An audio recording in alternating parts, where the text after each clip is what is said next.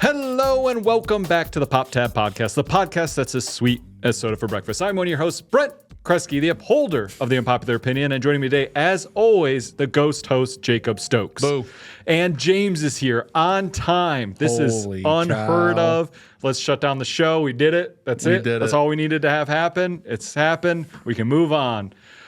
The Pop Tab Podcast is filmed in front of a live Twitch audience. If you want to be part of that audience, like James is right now, head on over to twitch.tv/realpixel, and you can do just that. He was even early. Look at that. I've been waiting. But if you don't want to watch live, you can catch it on YouTube later, and also audio versions are available on patreon.com/realpixel. So anyway you want to listen, it is available to listen to. It's real. It's we out there. Start off, as always, with a little bit of housekeeping. We talk about what we're going to stream for the rest of the week and what we've been watching and stuff like that. So this week's going to be fun.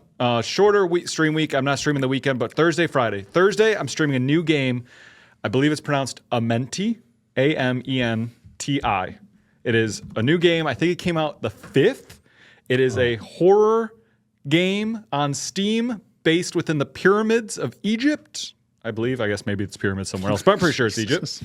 And I cannot wait for this game. It looks awesome. I love The Mummy. I love horror games. It's going to be visually great. Pretty good, It looks right? like it's got some great assets and lighting and stuff. But the mummy they just showed, or whatever, the phantom, the ghost with the long jaw, was like, okay. Yep. But apparently you got a you like camera, mummies. very claustrophobic, very spooky, very dark. So I'm really excited to get into that now. This game could be killer, and I might have to stream it also Friday. But if I'm not streaming that Friday, It probably won't be that way. Go on. it might also be that long. It might not be long enough. Only 180 reviews, but they're positive. That's great. And it's only $7, which is great. Yep. But it's only got 5 achievements. So that's the other thing is it could be awesome, but it could also be really I hope short. for you, it's just short. Like, it's just a good vertical slice. It's quick 4 I hope, hours in and out. then That'd be sick. They get to make what they want later. Yep.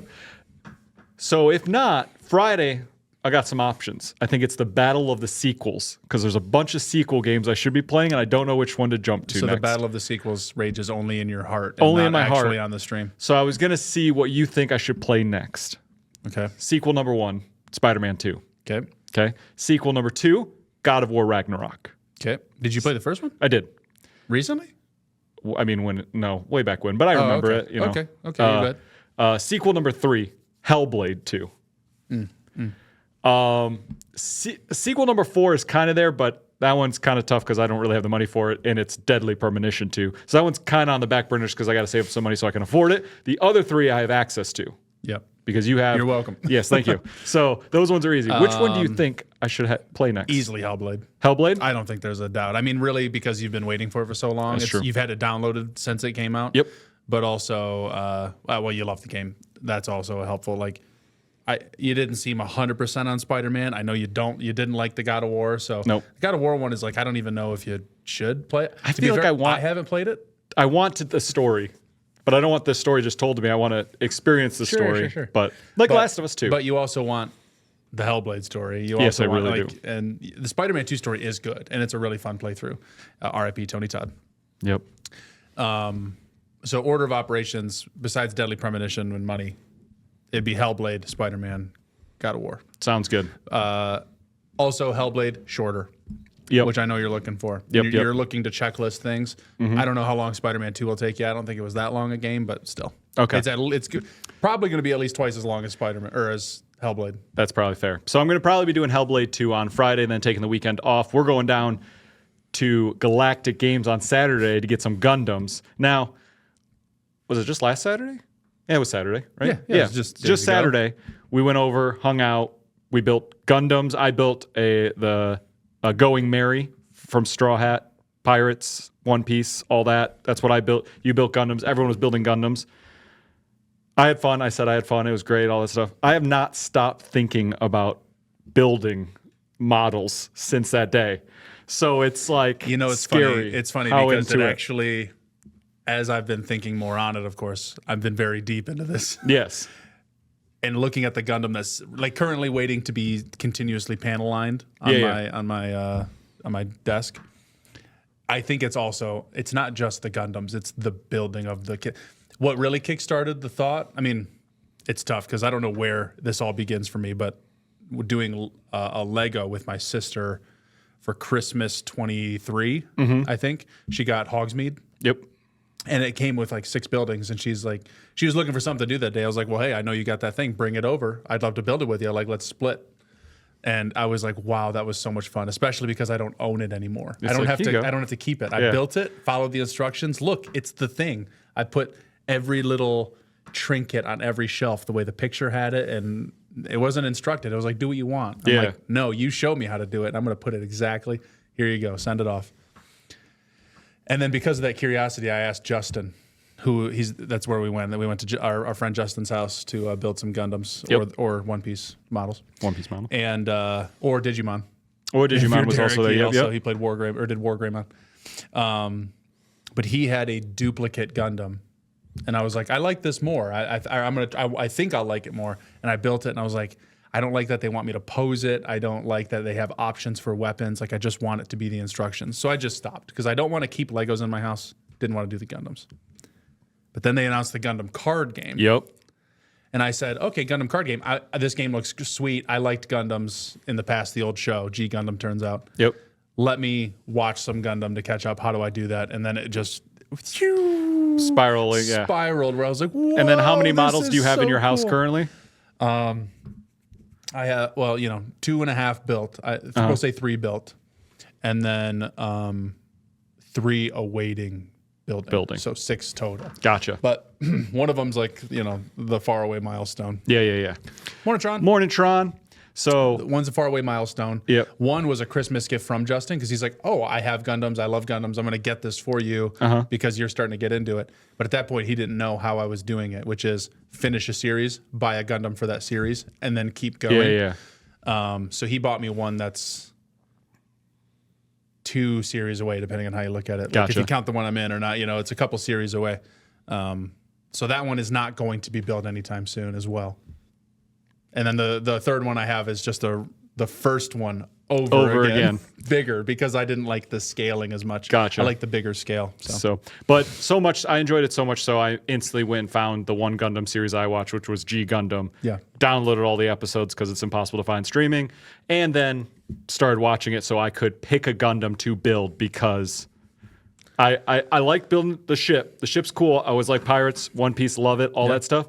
But seeing like once you built it, the posing and the things and just the robot, you built the inner skeleton, then the outer and all this, the lining and all that stuff. I was like, oh, I want to care about that. So I need to pick a Gundam that I care about so I can do that. Yeah, it's interesting because I think I'm happy that I built a Gundam that I cared about, like thematically. It was the RX-78-2 from the original Gundam, the one that people visualized, the one they built the giant robot of in Japan. But I bought it at a level that I think it was $25 is the one I bought. It's a high grade. So it came in a 1/144th scale, and it didn't have a whole lot of detail. It didn't have stickers. Depending on the Gundam series you watch, they didn't have labels anyway because they were animating it in the 70s. Yeah. But the further you go along, they're like, no, every other one had not stickers, but Patches logos, or whatever. representation, model numbers, and things put on them. So, yeah.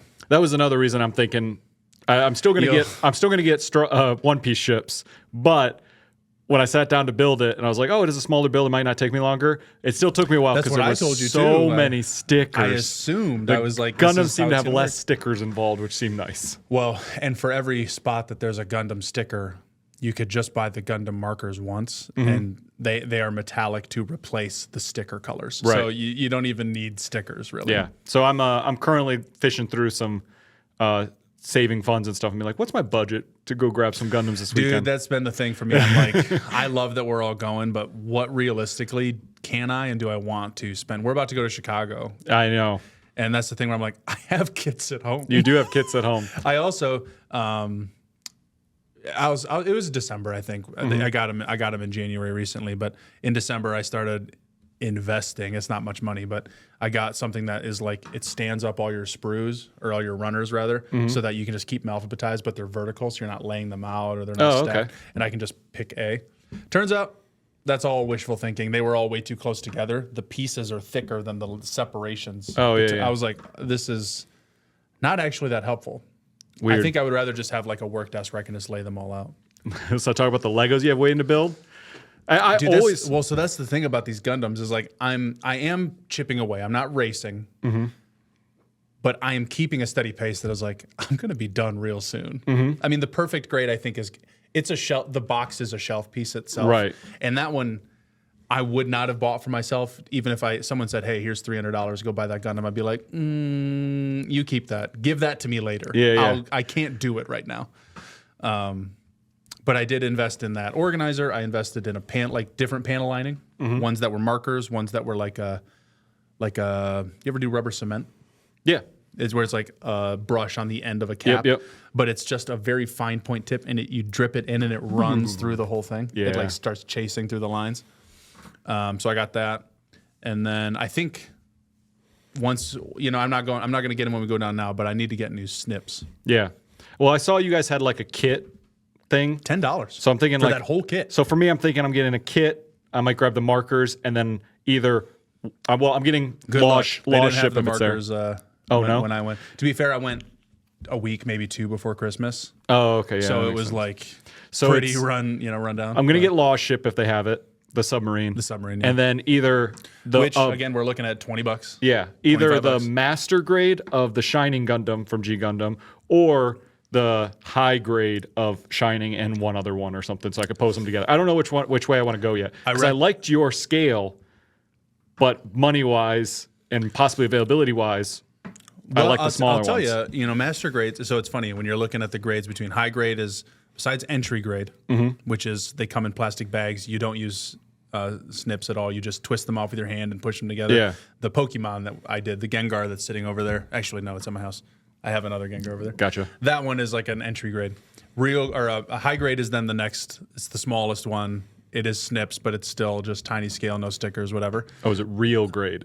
Real grade is after that. That's it. Real grade is at the scale of a high grade, but the quality, as they say, is of a master grade. Gotcha. Then there's master grade, which is bigger scale and bigger quality. And then you step up to, there's a lot of little guys in the middle, and then you get to perfect grade, which perfect grade is where it's like, okay, we're anywhere from 1/60th to 1/72nd scale. It's full mechanics. It's like absolute new technology all throughout.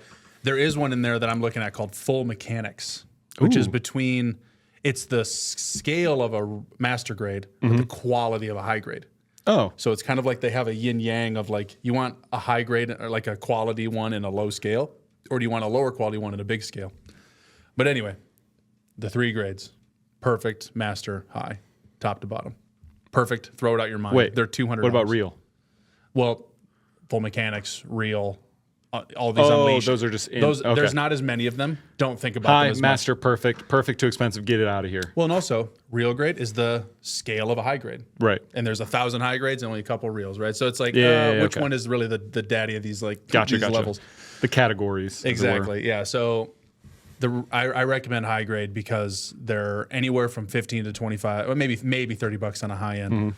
But master grades insanely varied. Like the master grade I have of the original Gundam, that is like my replacement. Yeah. $35. Gotcha. Which I was like, okay, it's $10 more than your ship cost. Yeah. That's a good upgrade. But the one that I built at Justin's, $80. Oh, Because okay. it had that extra exoskeleton bullshit I didn't want. Gotcha. There was one that was priced lower, but they haven't printed it in forever. They're just like, we're doing one and we're going to do the one that's all in. Gotcha.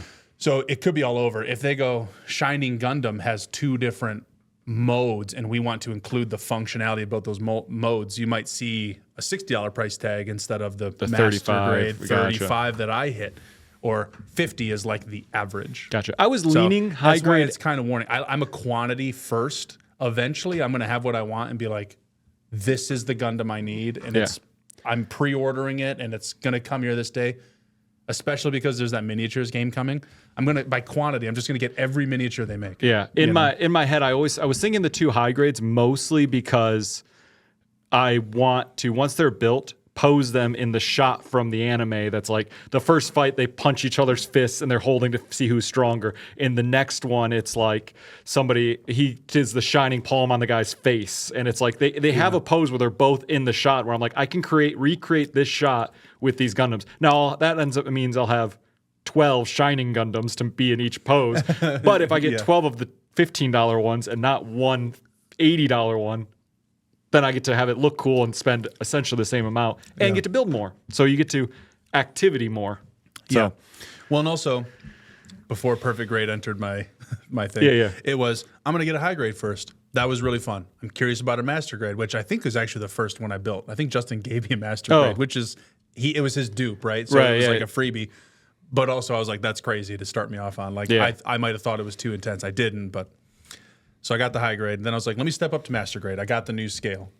And then I was like, I'm only going to do master grades going forward because the price isn't too outlandish. I only want one per series until I like really start doubling back. Right.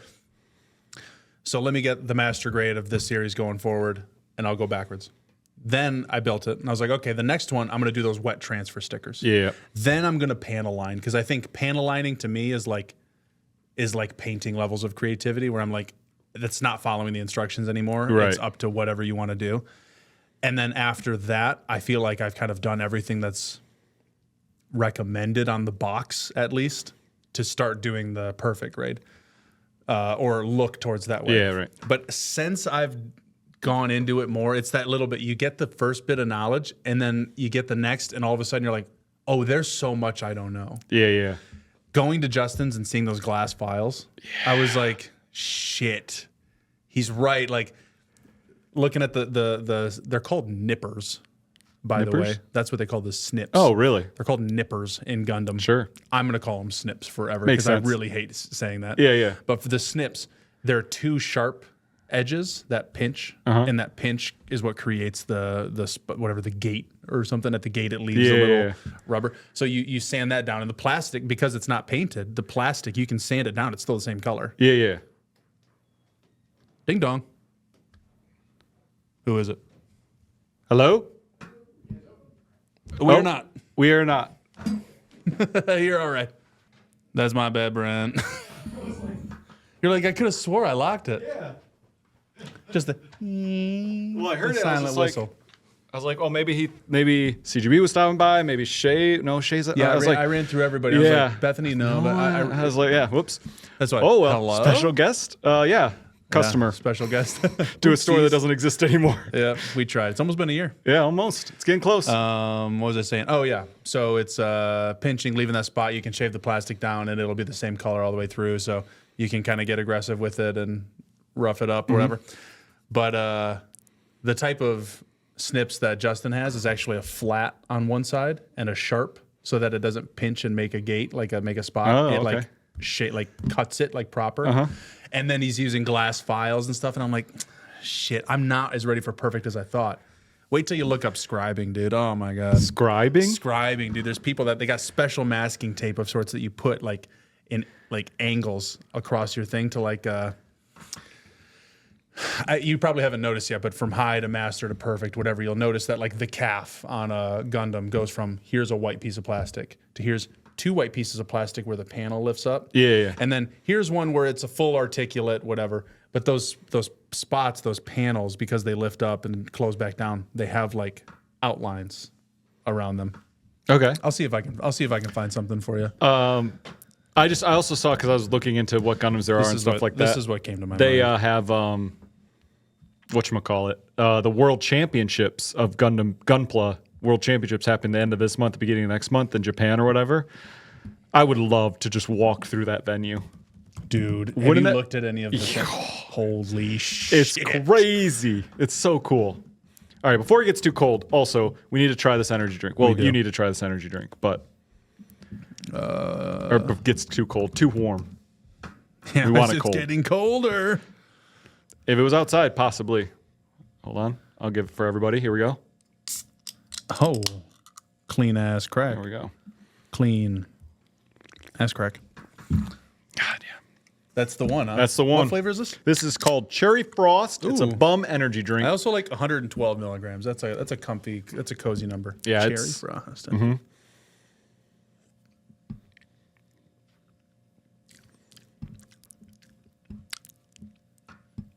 It almost tastes like real fruit. Right? It's weird. But it contains no fruit juice and no sugar, I think. Natural and artificial flavor. Interesting. Yeah, it's real good. I like it a lot. It is bum. Bum energy, as in Chris Bumstead. Yep. C-Bum. C-Bum. I'm showing Brent. You won't be able to see No, it's hard to tell. audio or visual listeners. I'm sorry. But these panels here, like that line, for instance, that's a separate plastic part you push in and it makes the line. And that line's on purpose. It's not when you're supposed to, which people will do. If you get a seam, you better fucking rubber cement, glue it, shave it, sand it, whatever, airbrush it. That seems supposed to be there. Yes. But when you get this is the perfect grade. When you get a master or a high grade and you don't have that seam, but you want it, you tape off how you want it. And then there's little chisels you get that you... Awesome. Watching people's custom scribes are like, dude, fuck you people. You are too good. Other people, I will say, this is probably what I'd first use it for if I ever got it, was when panel lining. Sometimes the panels are just too shallow. It doesn't hold the marker, the ink, whatever well. So you just panel line on you scribe on the panel line that's already there. You don't go custom with it. And right, it you just just chisels follow. the plastic out to just then do gets it. a little deeper ravine. I think... But watching, I'm going to see if I can find a little I think before and that after. right there is the absolute maximum I will go. For me, before you said scribing, because I didn't know what that was, it was, I'm going to do markers. I don't think I'll ever actually paint. But markers, very easy. I can do that. I can mentally focus that. And then when you're like, oh, there's a groove here, just make the groove deeper to add marker in. I go, okay, I can take that other half step. I can't go beyond that. So that's taking the panels that are already there, scribing them deeper. So that's panel lined. That's panel lined. Oh, but that one's not deep. This one's been scribed. That one's okay. So it's like, but it's already there. Like it's essentially tracing. This is for that one. Yes. Yeah. Then there's ones that you don't, and then there's the ones that people do their own damage marks and stuff, and they melt the thing. And so that's I'm always so curious about that. So here you can see all of those lines in the center. He custom scribed. Damn. That it looked. Those angles right there. That's a hallway in Halo. I've walked down that hallway. It's a very sci-fi kind of texture that looks in like there's the before. It's just the red shield. That's cool. But then there people go like, well, I'm going to cyberpunk it a bit more. I'm going to make it look like this was actually physically built with panels and robot. Like it's a machine. For me, so also in one of the fights I watched recently, this Shining Gundam loses half its arm and then smashes the hand of the other Gundam. Nice. Now, if I'm spending $200 in each model, I'm not going to damage where these two models that look like the fight. But if I spend $15 on each model, I'll cut off half an arm to make it look like the anime. It's $15. What does it matter? Yeah, exactly. I'll go that extra step. It's like there's a fine line between creativity and authenticity for me for like matching the anime and price. And it's just it's got to meet that perfect sweet spot to be like, oh, I can fuck up $15. It's under that. I can fuck up a spot. $15 model to make it look like the anime that I watch. Yeah. Stuff like that.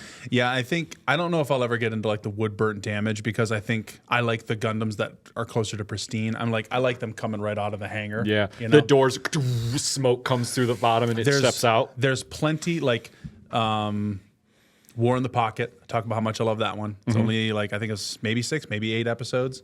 The Gundam that essentially fights the Zaku at the end is like I think it's in 2 episodes. It's like at the end of the second to final, and then it's in the final fight. Yeah. And it gets damaged throughout, and it's like really important. They just spent all those episodes building only characters about who are going to be in the Gundams, and all the damage happens. And the Master Grade comes with pre-damaged pieces. I can that's kind of cool. And I was like, it's not about the damage for me. Like this Gotcha. robot represents the story. I don't want it to like reflect the story. You know what I mean? Posing, that matters. Like the ground unit one that I watched, 8th MS team, they use guns that have shields on the end that like sit themselves on the ground. So I posed his long gun with the shield attached to it, and it's like leaning on my bookshelf, like sitting long. Yeah. So there are some poses I think that fit well. Now, it's also because Gundam isn't as cherished to me. Like I watched it, I'm watching it now, so I can have more attachment. So when I'm building them, I have more fun. But if it's like we said, if Gunpla did Bandai did Power Rangers, I'd be really invested. Other companies do Power Rangers; they're all really expensive from what we can see. So it's not like something I could really get into. That's also the kind of thing where it's like, I think I'd rather have a helmet and a morpher and things that aren't like, it's not about the Zords for me. No. Where a Gundam, and at least especially in G Gundam, holy cow, they are reflected fully in their robot. You know? Other one though, if I go down there and I see a fucking Gypsy Danger from Pacific Rim. No, you won't. Okay. I've already That'd be so looked. cool. I've though. already looked. Yeah, well, because I've thought the same thing. God, it'd be so cool. I mean, some of the spots like in Muskegon, which isn't too far off, it's like maybe an hour detour, like 30 there, 30 back. There's a toy store there that has a Gypsy Danger action figure that I saw. Oh, that I was okay. like, that's really cool, but it's an action figure. Yeah. I will say, you know, Shay was talking. She's like, "Oh, do you think this is something a future kid would ever want to do?" And I'm like, maybe. I don't know. If, like, I'm not thinking about it like that. Yeah. This isn't video games where I can be like, let me just choose a new game. Here's the controller. Here's the controller. But maybe she was like, well, maybe you could do when you get a Gundam, you always get two, and it's one for them for the future, so they can have the same ones you did or whatever. I was like, well, they actually just make Gundam action figures. Yeah. Like every Gundam is an action figure. They don't have to too. be built. I can just be like, here, It's built for you. Play with this it. one. I'm gonna play with this one. mine. You don't play with this one. It's on a shelf. You play with the one in the box down there. But I also had the thought too that I was like, maybe by the time I don't think I'll ever do it, but if I'm custom scribing, I'm panel lining, every one of them takes me a month to do, and I'm like really passionate about each one. Maybe I'll look at the ones I did early and be like, take this one. Here you go. Take this one. And you're play going to with that. replace it. And then I go, that one's all why? destroyed. Oh no. Well, it's all yours. You can have it. Yeah, you that know? one's all yours. Dad has this one now, and Exactly. it's $300. Yeah, but I invested it's $100. It's in only energy. $80, but I invested another $300 of my time and sweat into it. Yeah. But it's funny because I think It's an excuse to upgrade. Says Tron. exactly. There it is. I think the custom painting is where I go. I don't want to do it. It's just not. Don't like painting. For me, But I tell myself, I say this, and then I go, why don't I like painting? Because Yeah. I painted that. Namely, the first thing I ever painted in this store was the taxi, Yep. and I was like pleasantly surprised with my outcome. And once I realized that I wasn't super shit at it, like just on the first try, I wasn't as bad as I thought I would be. I was like, oh, I like that. For me, because I painted Doc Ock, I painted Warhammer, all that stuff, Really and great, I wanted by the to do way. it. Thank you. Like, I was also one of those things I'd be fucking proud of myself if that's how I painted. I'm very happy with it, and I really enjoyed it. But for me, it was cool. Now that I want to do this, I don't have a store anymore. I can't just go, I need this color, walk over to a shelf and grab the color. It's like, no, I got to go buy the 8,000 colors that I'm going to need for whatever project I run. That's my issue is like the investment of just the color variety is the problem for me for paint. Where the markers, it's like, these are the markers you need because these are the colors you're going to run into. Yeah. And very rarely will you need to jump outside of that or do something crazy. Yeah. And like when I built the One Piece, and it's like, here's a painting guide, and it's like, this color is 80% this color and 20% this color. Mix that together so you can get the color you need. I went, and then we've come too far. So I was just going to say, it's almost not like Warhammer in that way that they go, there are 30 colors for Gundams. Yeah. Are there actually 75 or 200 colors for Gundams? Yes, but we're going to help you mix your them. own paints. Yeah, that does help. Airbrushing is like the way people do Gundams. And I'm like, I could see myself airbrushing. I don't like painting fine details, getting too specific, whatever. Which again, in my head, I'm like, why don't I? I like that. Both of my parents are like proper artists. They don't practice art and do art. But my dad used to be a cartoonist for the newspaper local. And we used to do model cars. So I did some like, let me really dig down on this one. Let me think about this. We used to do model cars, which was a lot of rubber cement. It was like, dude, I'm remembering dipping a little mirror, like a side mirror for a model car like this big into rubber cement and sticking it on and just having to hold it. And I was like, God, it's not snap fit. It's right there. It's a peg. Just stick it in. There it is. You know what I mean? I don't know why they don't do it. But I think about that, and I was doing it, and I got a lot of bad stuff I could say about my dad, but this one I think was only micromanaging. It was just that he would like hover a lot, and then he'd be like, let me help you with that, and then let me do the bumper. And then all of a sudden I'm stepped away and he hasn't noticed and he's building a model. Yeah. That's like a totally normal human You've problem. walked away, you've gotten a drink, and you're like, okay. Yeah. And my mother would do the same thing with art projects I had in school. I would start it and she'd be like, well, let me redo it and try it this way to see if it's a good one. And then she would just give me my art project to turn in. Yeah. She was like cheating, doing my homework. So it was like, I was almost dissuaded from art, but I think I like it. Like, I think I'm in it. So I was like, maybe I should paint. And as this Gundam miniature game is coming out, like a Warhammer-esque, proximity-focused miniatures game, and they're tying it so closely to the card game, so much so, they have special editions of the decks that come with the miniatures. Yeah. those ones require priming, painting, whatever. And I'm like, maybe I should try it. Maybe I should do it. Maybe, I mean, and I have the space in the basement. I don't have the ventilation to do airbrushing. That would be like, oh, I like this. Let me get an airbrush thing. Yeah. Let me step up. But it was like, what if I just made a hobby table on the side that was like, I could put all my sprues out, I could build it, and then I could paint separate. Like I could focus it. For me, it's like I almost wish, I mean, obviously, if I had the money, I would have my own station in my house because I do. Yeah. Well, maybe not even at my house. I'd probably do it here because I don't have the space in my house. Yeah. But for me, it's like I just like doing it at home. Oh, totally. Getting high For and me, building a Gundam, dude. Just wait till your next Gundam, dude. we'll just do it here, dude. Yeah, yeah, you can. But I just know you get high at your house. Yeah. I'm just saying, when you do have that, you just the zoot just a little bit, something good on the TV. You're just For me, nothing. Like for me, it. it's like I kind of wish I could go buy a model, maybe build it on my own time, be like, cool, now I want to paint it, whatever the model is, if it's a little miniature, whatever. And I go, cool. There is blank store that I will go pay $20 to have 3 hours at a table that has all the colors, all the brushes, everything I need to do it, and go, cool, that's great. And then I walk away. Did you know TC Paintball has that? Oh, really? Yeah, and I didn't know that. airbrushes and everything. I didn't know that. I just don't. I don't have the confidence to be like, I don't know what I want. They're gonna be like, bro, why you using that brush and that pot? Why? I don't think they would micromanage me like that. But I also to myself before this last week have been like, I'm not a painter. I'm not gonna do it. Is it still there? I don't look for that because I don't check, but they have the hobby building space in the back and they have paints there. So I'm assuming that they do have you can use this, you can do. I also, dude, I'm telling you, they've been begging for you to come by. I know. They have been begging. They're like, why hasn't he showed up? And I'm like, because he's a fucking coward is why. And they're like, they're like, dude, he has to try this hobby. He's going to love it. I'm like, I know. I have a Halo. There's a Halo Flashpoint set aside for you there. I know. And if you can't paint a Master Chief, dude, what could you paint? I know. It's true. Fuck a One Piece, fuck a Gundam, dude. You're not building anything if it's not Master Chief. Yeah. So there is, I didn't know they had that station. That's actually really cool. Maybe that'll be my first do I want it? Yeah, be like, cool, I'm bringing in something, or hey, I'm gonna pick up that thing that's held for me. Cool, take it out. All right, I'm gonna go to your station and paint here because the first thing I'm gonna look at is cool, Master Chief. Okay, well I need black, I need this green, I need orange for the visor, but the highlight on the visor I'm gonna need a yellow. It's like boom, boom, boom. All of a sudden my budget just went 6 paints deep. It is funny though because what was a paint pot? $450. Is that right? Oh yeah, depending on whatever. High end, $6. Yeah. Right.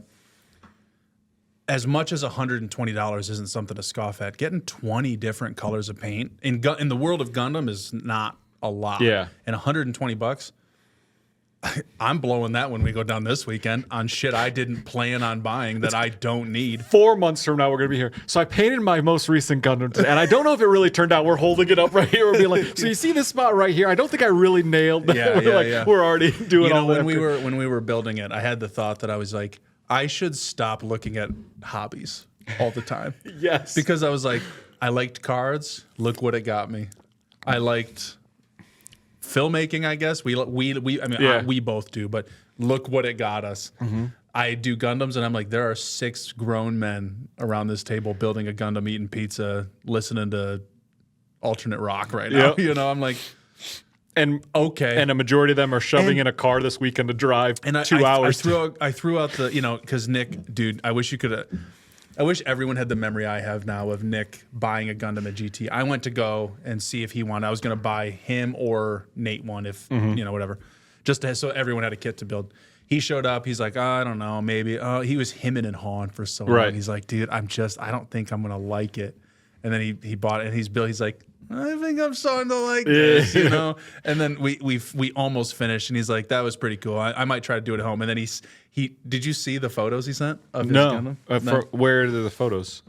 I don't know if he texted them to you. So he just texted them to me. He texted the photos of his Gundam, but I was like, he posed it. Yeah, that turned out great. That looks so cool. That's what I'm saying, and the wings and everything are fantastic. Like it looks.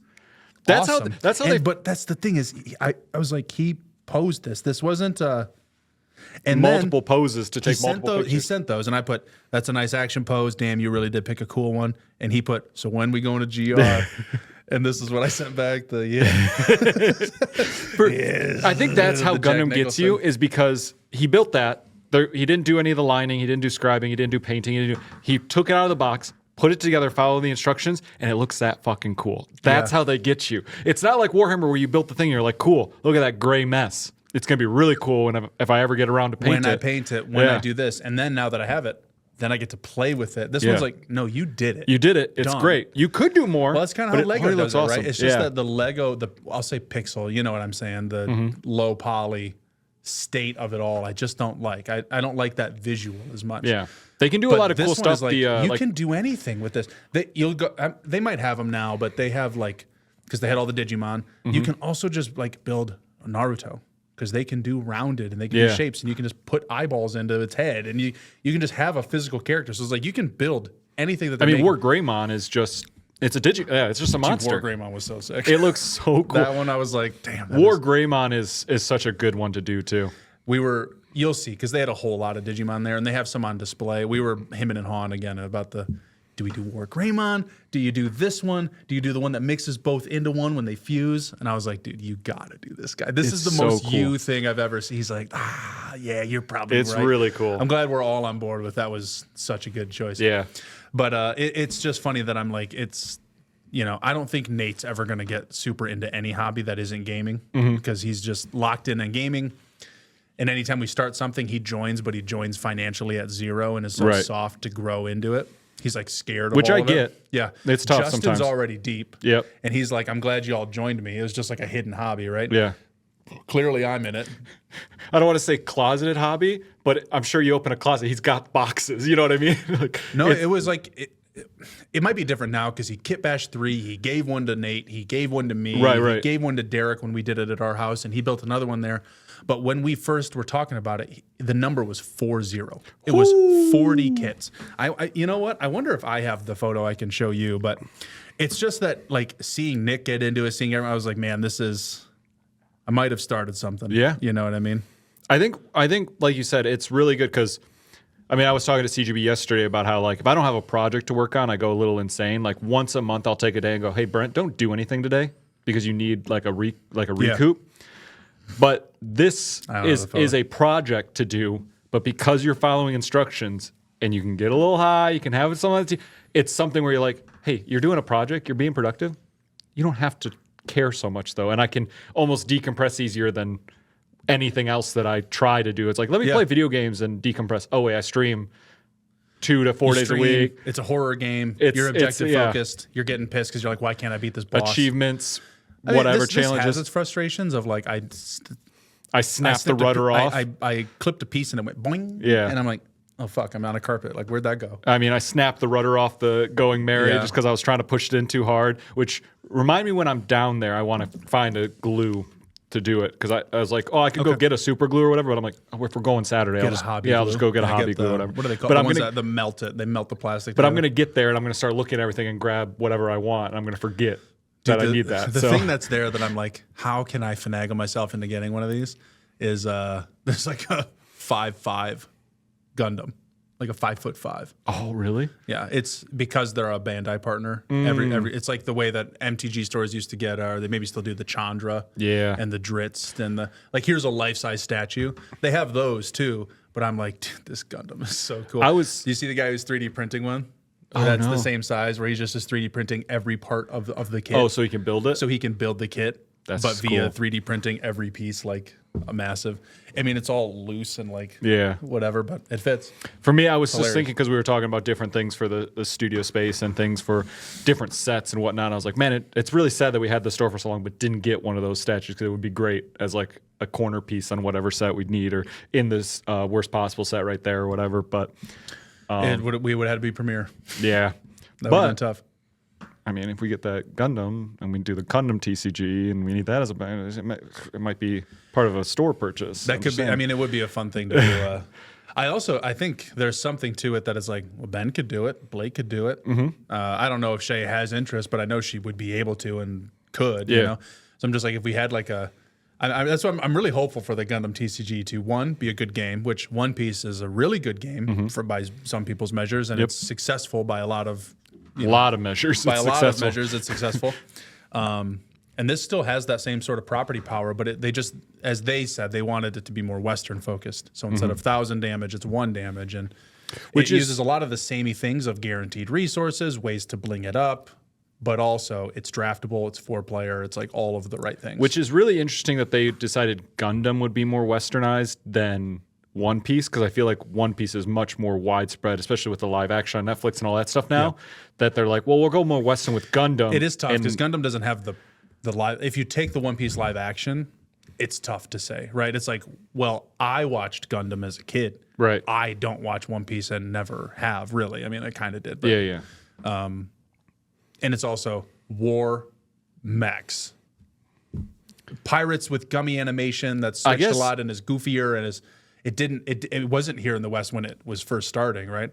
Neither was Gundam, but in 2000, which was more popular, One Piece or Gundam. Like, I don't know. I really don't know. I bet they're looking at the stats, and maybe they wanted One Piece to be that way, but they're taking feedback on One Piece and saying, okay, we'll change that for our next game, no matter what it is. I was reading One Piece in the Shonen Jump that I would get in like 2000, 2001, 2000. I think it was 2000 to 2004 or whatever I was subscribed. So I was reading One Piece at that time, and that was like, I mean, going back to 2000, it was hard to get any anime. It was Dragon Ball Z and whatever Toonami was going to throw on at some point. Maybe you caught an episode of Yu Yu Hakusho. Maybe you could get a little bit of something else, but there was very little. And Pokemon, which is, I think separate. Well, Pokemon, is separate. But I think the ones that I always hear about are Cowboy Bebop, Gundam, Escaflowne. Funny enough, I know a few people that bring that up as like a... I just watched that because it was on. Interesting. And then the ones that, because I was a child then, Yu-Gi-Oh, Pokemon, Dragon Ball. Most people I know watch Dragon Ball. I think that was like the cap. Yeah. It was funny because I remember the moment where I tried to step out of the normal and try to get extra things and would watch an episode and then immediately hit roadblocks. And I'm like, if those roadblocks weren't there would have been so much more anime I would have consumed. But as soon as I ran into roadblock with like 2 series, I went, okay, I guess I'm not doing more of this. Alec was luckily, he hit a roadblock and then he would save money and buy DVDs to get shipped. And then that's how we watch Full Metal, Devil May Cry, other things. For me, I hit the roadblock and went, oh, okay. And I would just revert to something else or do something else. I would play more Halo. I would do something that I have access to and it's easy. Yeah. Because it was just, as soon as a roadblock came up, I was like, oh, it's not worth the effort. Because I'm just trying to watch a show. I have a million TV shows I could watch. I could watch all the DVDs that I owned, all that stuff. So as soon as it was like, nah, it's going to be a little bit more difficult, then I went, cool. All right, I'm out. But now, Crunchyroll, everything's easier. Not everyone's into anime, but it seems so much more it's just accessible. Yeah. We got into a lot of Gundam talk. Dude, I hope there's more to come. There's going to probably be a lot. I'm excited. I'm going to have the miniatures. I don't know if I'll still like to play the game, but if there's a world where we play it, like we say, hey, we want to be Bandai partners, we can play the Gundam miniatures game. We have 2 Warhammer freaks that play with us. We got Ben and Blake. Yeah. We could have them play Gundam, and then we could also all do the Gundam TCG. And I think that'd be something that would be. There's a lot of possibilities in the future. And I gave when you went to the bathroom, I think yesterday, and CGB was here. I gave him the soft just so you know, they launched the official release date for Gundam. It's happening. It's July. We've got time. I'd love to be a partner. He's like, yeah, you keep saying that, something along those lines of like, sure, man, sure. And I'm like, no, I'm serious. Yeah, we're pretty, Like at this point, because there's January events that are beta events, so you can get a beta kit in January. Oh, okay. Starting January 31st, so technically January. February, but whatever. But there was one in Michigan. It's at Upkeep in Ann Arbor, sold out immediately. Damn. And I was like, man, I'm looking at going to another state. Just to get a kit or to take part in whatever it's an event. So it is a limited event, like a sealed closer. Okay. I think you get 16 packs. So it's like you get a shitload of packs before you can build a deck. But all the same, I'm like, I just want a kit. Yeah. But also good news because since Christmas, I'm sure when the last time you looked, they were what, $1,000, you said? Yeah, the cheapest one I found was like $1,200. $1,200? Yeah.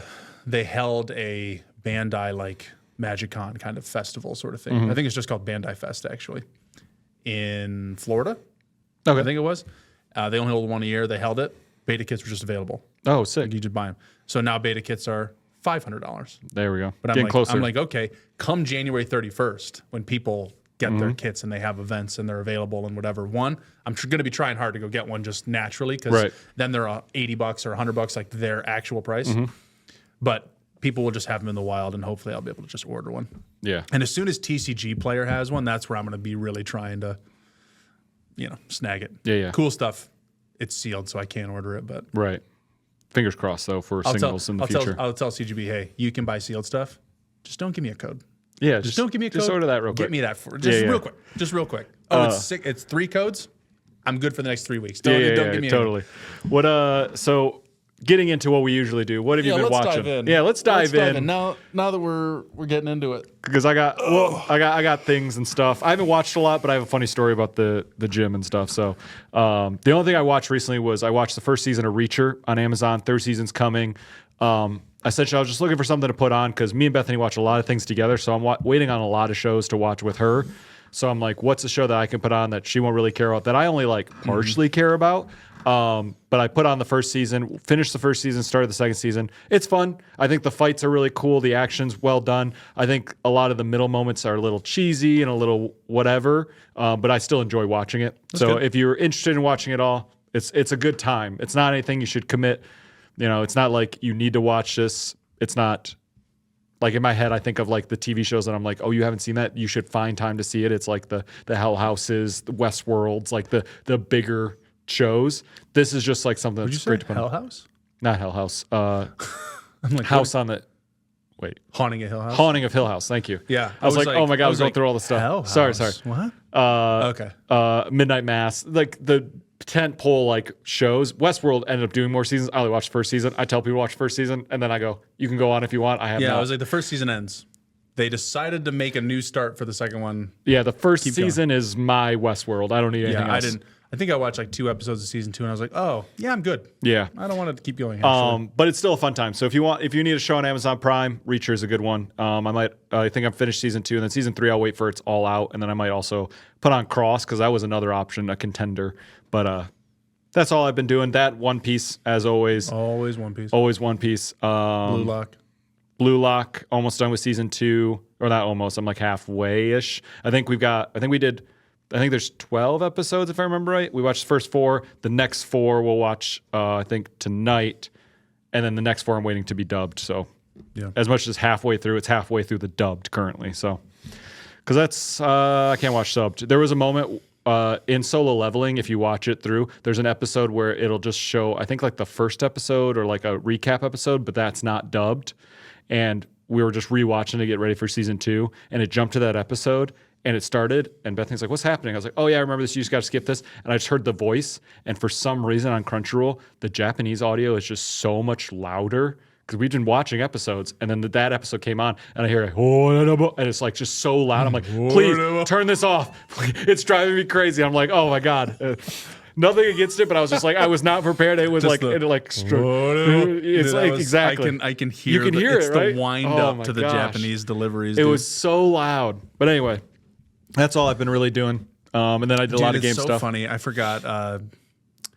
Derek told me he had 2 things he said like back to back that had me questioning things about him. But one of them was I'll say both. So you'll hear. And he is aware. So if he's watching, he's aware. But he was talking about how it was like some particular anime scene was the best voice acting he's ever heard, and I was like, oh, that's interesting. Like I forget the anime, so I'm so sorry, but maybe JJK or something I know I haven't seen. So he sent it to me, and it was in Japanese, and I was like, this is like, did you listen to sub over dub? Yeah, I do sub. Okay, and I was like, this is the best voice, and it was just 2 screaming Japanese people, and I was like. How can you know that? Yeah. Like, that was the thing. I was like, that's crazy. It's a completely separate instance. I didn't tell him that was crazy, but it is crazy. The completely separate instance. We were in the theater and we watched the Wolfman trailer, and he's like, "Oh, is that the girl from Ozark?" And I was like, yeah. I think I was like, I haven't seen it, but I think she's the one in Ozark. He's like, dude, she has the best acting I've ever seen. And I was like, are you thinking of the? You'll have to fucking kill me. Yeah. And he's like, dude. I was like, you like screaming. You like just screaming. Yeah. And I was like, I forget how I said it, but I was like, I'm more of a subtle performance kind of guy, but I see what you like. I respect it. 1,000%. But it was just over the top there and the over the top. I was like, the best voice. He doesn't even know what they're saying, but it's just that they're screaming at each other. Now, with music, I like to hear the emotion, the singing, and I talk about that a lot. Sure. With acting, though, I always think back to when Jesse Eisenberg was up for the Oscar for Social Network, and he lost to What's-His-Face in The King's Speech. And in the King's Speech, Colin he does like the Firth? stutters and he does like a lot of like loud, big movements. And I was does like, he? yeah. And I was like, I haven't seen it, so. he does a great job. Nothing against him, but it's bigger. You're a proponent of the subtle performance. But when Social Network and I see Jesse Eisenberg act and there's scenes where he doesn't say anything, but I can see everything he's thinking on his face, I go, I feel like that's the acting I like way better than I love a powerful guy. moment. I love something that's screaming loud, whatever. Who am I? We're canceling the apocalypse. That kind of bullshit, you know? But today we celebrate our Independence Day. Stuff like that, and that of one, course. You rewatch that. It's more subtle than you might remember. Oh, yeah. Yeah. But it's the music that does it. Yeah. It rises as the. It will no longer be an American holiday. That's when it's. Yeah. So, but yeah, that's really funny. That's a good movie. It's a good movie. The chills thinking about that. Somebody just recently, I was listening to a podcast. They're like, Independence Day, the good bad movie, and everyone else is like, wait, what do you mean? He's like, oh, it's like a bad movie, but everyone likes it, so it's like a good bad, and everyone's like, no, it's just a good movie. It's a good, great movie. And he's Actually, like, nah, it's just kind of how does he like Wi-Fi into the alien ship? And it's like that doesn't matter. It's a good movie. He's like, it's just kind of a good bad. I'm like, that's so funny. no, Independence Day. I can hear a lot of movies that I like that are good bad. We'll talk about one possibly in the future. We were talking about what movies to watch going forward for family stuff, and Lauren said something that I thought was hilarious. She was like, "It's like that super old movie, The Day After Tomorrow," and I was like, "Do you mean the End of the World movie, Jake Gyllenhaal?" Like, she's like, "Yeah, that one," and I was like, "Wow, that's super old." I was like, "Oh, what?" I mean, 02, 03? I just thought it was funny. I always like hearing people's perspectives on movies, right? Like just that kind of I want to thing. say like 05 or 06. I didn't think 04. it was 04. Okay, so we're in between us. Yeah. I thought it was a little later. You thought it was a little earlier. But I was like, man, 2004. 20 years ago. It is 20 years ago. And 20 years? That's a long time. Long time. A lot can happen. It's just so funny that I was like, I don't think of it like that. No. Because I think I saw that in theaters. I mean, I don't think of Scream as a really old movie. You know what I mean? Yeah, I don't think of Jurassic Park as a really old movie. Right. I start thinking like Hays Code when I'm thinking that's an old movie. It's like, what's that thing? The 50-year cultural memory. Yeah. I start thinking once it's past 50-year cultural memory, then whatever. But And even so what does that put us now? The 70s, the mid 70s. Yeah. Rocky's a really old movie. Some of those I'm like touchstones kind of go beyond. But Yeah. So anyway, what have you been watching? Yeah, Because like I said, I have so many things today. I got stuff I want I've to really get to. got 3 things mostly. Only 2 on the letterboxed. One, we watched Infested for family. Did movie Derek night. make it through? Yeah. Okay. Made it through. Everyone Did he made do it okay? through. In fact, comfortably, Lauren was like, that wasn't as bad as I thought it would be. And I was like, I think the message we're getting here is that all of them are not as bad as you think. I mean, Right. I could probably come up with some I could be like, now that I know what you don't like, I could find it. Yeah, but that's yeah. not the point. That's And not the point of it. That's not what I try to do for myself. I don't go, Right. let me get all the medical horror I can get for you. Nope, You know? that's not what I try, yeah. I'm not looking for it to scare anybody. Someone would have to be like, "Hey, I understand you feel uncomfortable with this, but I think it's a movie you need to see." I go, "Okay." If they go, "Oh, this is really good," I go, "Oh yeah, it's not for me." Well, like there's that line. A movie she said that went too far that she shut off. I Am Legend. Which Because of I'm the like, dog? because of the dog. So for me, I'm like, okay, Infested is objectively a scarier movie. Yeah. I think for most people. The- But we're speaking on majorities here. it's- I think it's objective. I don't even think it's like I Am Legend scary. I think the emotional scene of the dog scene is tougher. That's tough. But I think there are people who could be like, being the last person on Earth is scary. That's my biggest fear. Yeah. Outside of those, I But think he's it's not. like culture, whatever. I think it's scarier. yeah. But I'm like looking down the list, and I'm like, it's funny because the movies I thought would scare her more. We'll say The Conjuring, which was one that she was also like, that wasn't as bad as I thought. Derek was like, watching it.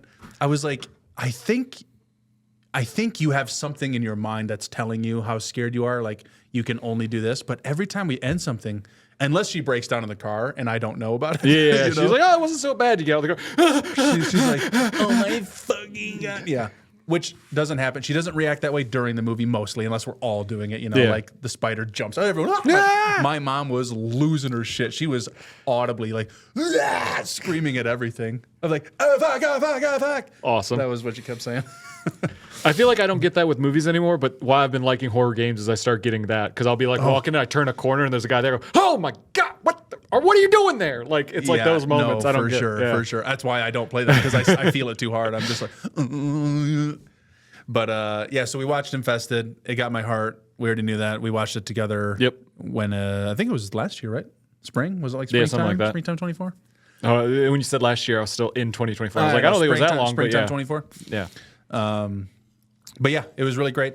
The one thing that everybody in there everyone in the room keeps saying is they don't want foreign movies. Okay. So I'm like, when I thought of the nature category, this was the movie I thought of. We are watching this. That's what's going on the television. Mm-hmm. I'm going to warn you two things. One, it's French, so there are subtitles. You have to read. Everybody, no. By the end of the movie, that no one said anything, and I didn't want to be like, see, it can happen, it can exist. You all did it. They can make a good. It's a good movie. It's okay. I didn't do that. I don't know if anyone was like, if only it wasn't French, or if I think my mom was like, oh well, can we just do the English audio? And I was like, the fuck. Sometimes that's worse. Sometimes I'm okay with it. Sometimes it's Cartoons, good. Cartoons. It's also When usually I'm watching, I'm getting the Madam Web effect. I'm like, I can't. It's if it's the second or third time I'm watching the movie, I'm more apt to it. First time I gotta do subtitles, and then maybe I can transfer, like we did with RRR, because we watched it one day and then the next day we watched it in here while we were doing stuff. So it's like that one didn't really count. But yeah. So that, and then I did warn. I was like, second thing, there is a dog death in this movie. You won't see it. Mm-hmm. It's only alluded to. It's off screen. You understand what's happening, but you don't witness it. And it was like, okay. But again, I think we're dealing with a semi-pro that just doesn't know it. Yeah. You know, Derek, on the other hand, he was trying his hardest to just push off family night. Like, we can do it another day. Let's just. I heard him at Gundam building. It's like, I don't think I'm going to make family night tonight. I got a lot of this build War Greymon to build. Yeah. So the next movie's slasher. Okay. The next genre, I guess. Oh, I was going to say. No, it's a TV show. Subgenre is slasher. Gotcha. What do I pick? Oh my God, there's so many good options. Well, so the thing was, because every time we talk about the genre, Lauren goes right to Google. She's like, all right, top 10 blank movies. Number one through three switched orders, but they were always the top three. Mm-hmm. Psycho. Okay. Halloween, 74. Nightmare on Elm Street. Okay. Psycho, I'm not doing. No, we're past that. Yep. In terms of intensity, that would be a hard break to go back to that. I also think Halloween, which Shay was like, Halloween's the one that pulls the intensity. Like, we keep going in the intensity, and I was like, you haven't seen that movie in a long time. Like, I love that movie. It's a good movie. Yes, but it is exceedingly boring compared to what we could be doing. Yes, Rob Zombies though. So then I said, A Nightmare on Elm Street. I think that one has enough to it that it's catching both. It's we're staying on cultural relevance and not just showing something outlandish that no one else has seen because it's scary, but also it does maintain. When Homegirl's getting dragged up on the ceiling, that is intense. I think and I love that. Gore is more visceral than Halloween. I think that's why its intensity keeps up. Like, even her in the body bag in the school hallway. It's like a decade later. Yeah. You know, that's like, it's a big upgrade. And it had Halloween and Friday the 13th and things to look before, at. Yeah. So it was a little bit different there. But I just love all the performances. Everyone's going to laugh and smile when they see Johnny Depp. Yeah. It's like, I think it's just something. And Friday the 13th, like, we started going through and I was like, Friday the 13th is not the movie you guys are going to want. I promise you don't. But then I said, what about the remake for Friday the 13th? What about Rob Zombie's Halloween? And she goes, nah, that might be too intense. That might be too much. And I was like, are you thinking of a very particular unrated scene in the intro? And we talked about it, and we got there. And I was like, I'll just put on the theatrical, because I also don't like watching that. I don't think it made the movie better. I would have done the theatrical version on that section at least. Yeah. And she's like, okay, but it'll still have that scene in it. I'm like, no, it won't. But she's still like, I don't know. And I'm like, well, that might be the call. It's the intensity. It's like, when do you turn up to that intensity is the decision you got to make. My only concern. We just watched Infested. That's true. Which is intense. My only thing is, like, if you do Rob Zombie's Halloween, then what? Where do you go from there? That's the problem. Is like, how do you keep upping? How many more levels do you have? I don't remember. Okay. I don't remember, but we're over halfway. Okay. I think this will be 9 of 6. No, sorry, 9 from the bottom, so 7 of 16. Okay. So then 6, 5, 4, 3, 2, 1. And I know we have claustrophobia. Oh, I think found footage is next. Okay. It's found footage next, and then somewhere amongst there is home invasion, claustrophobia. I didn't know what to call it, but it's like backwoods, backcountry, off the grid, you know. The Texas Chainsaw, Hills Have Eyes, that kind of thing. So those are up there. What do you have for Home Invasion? I don't have anything. Okay. We kind of pick them as we go. Like, because I also never it's mind. gauging the intensity Yeah. and how can we step it up. For me, I was thinking Home Invasion, but again, it's foreign. I was thinking of them.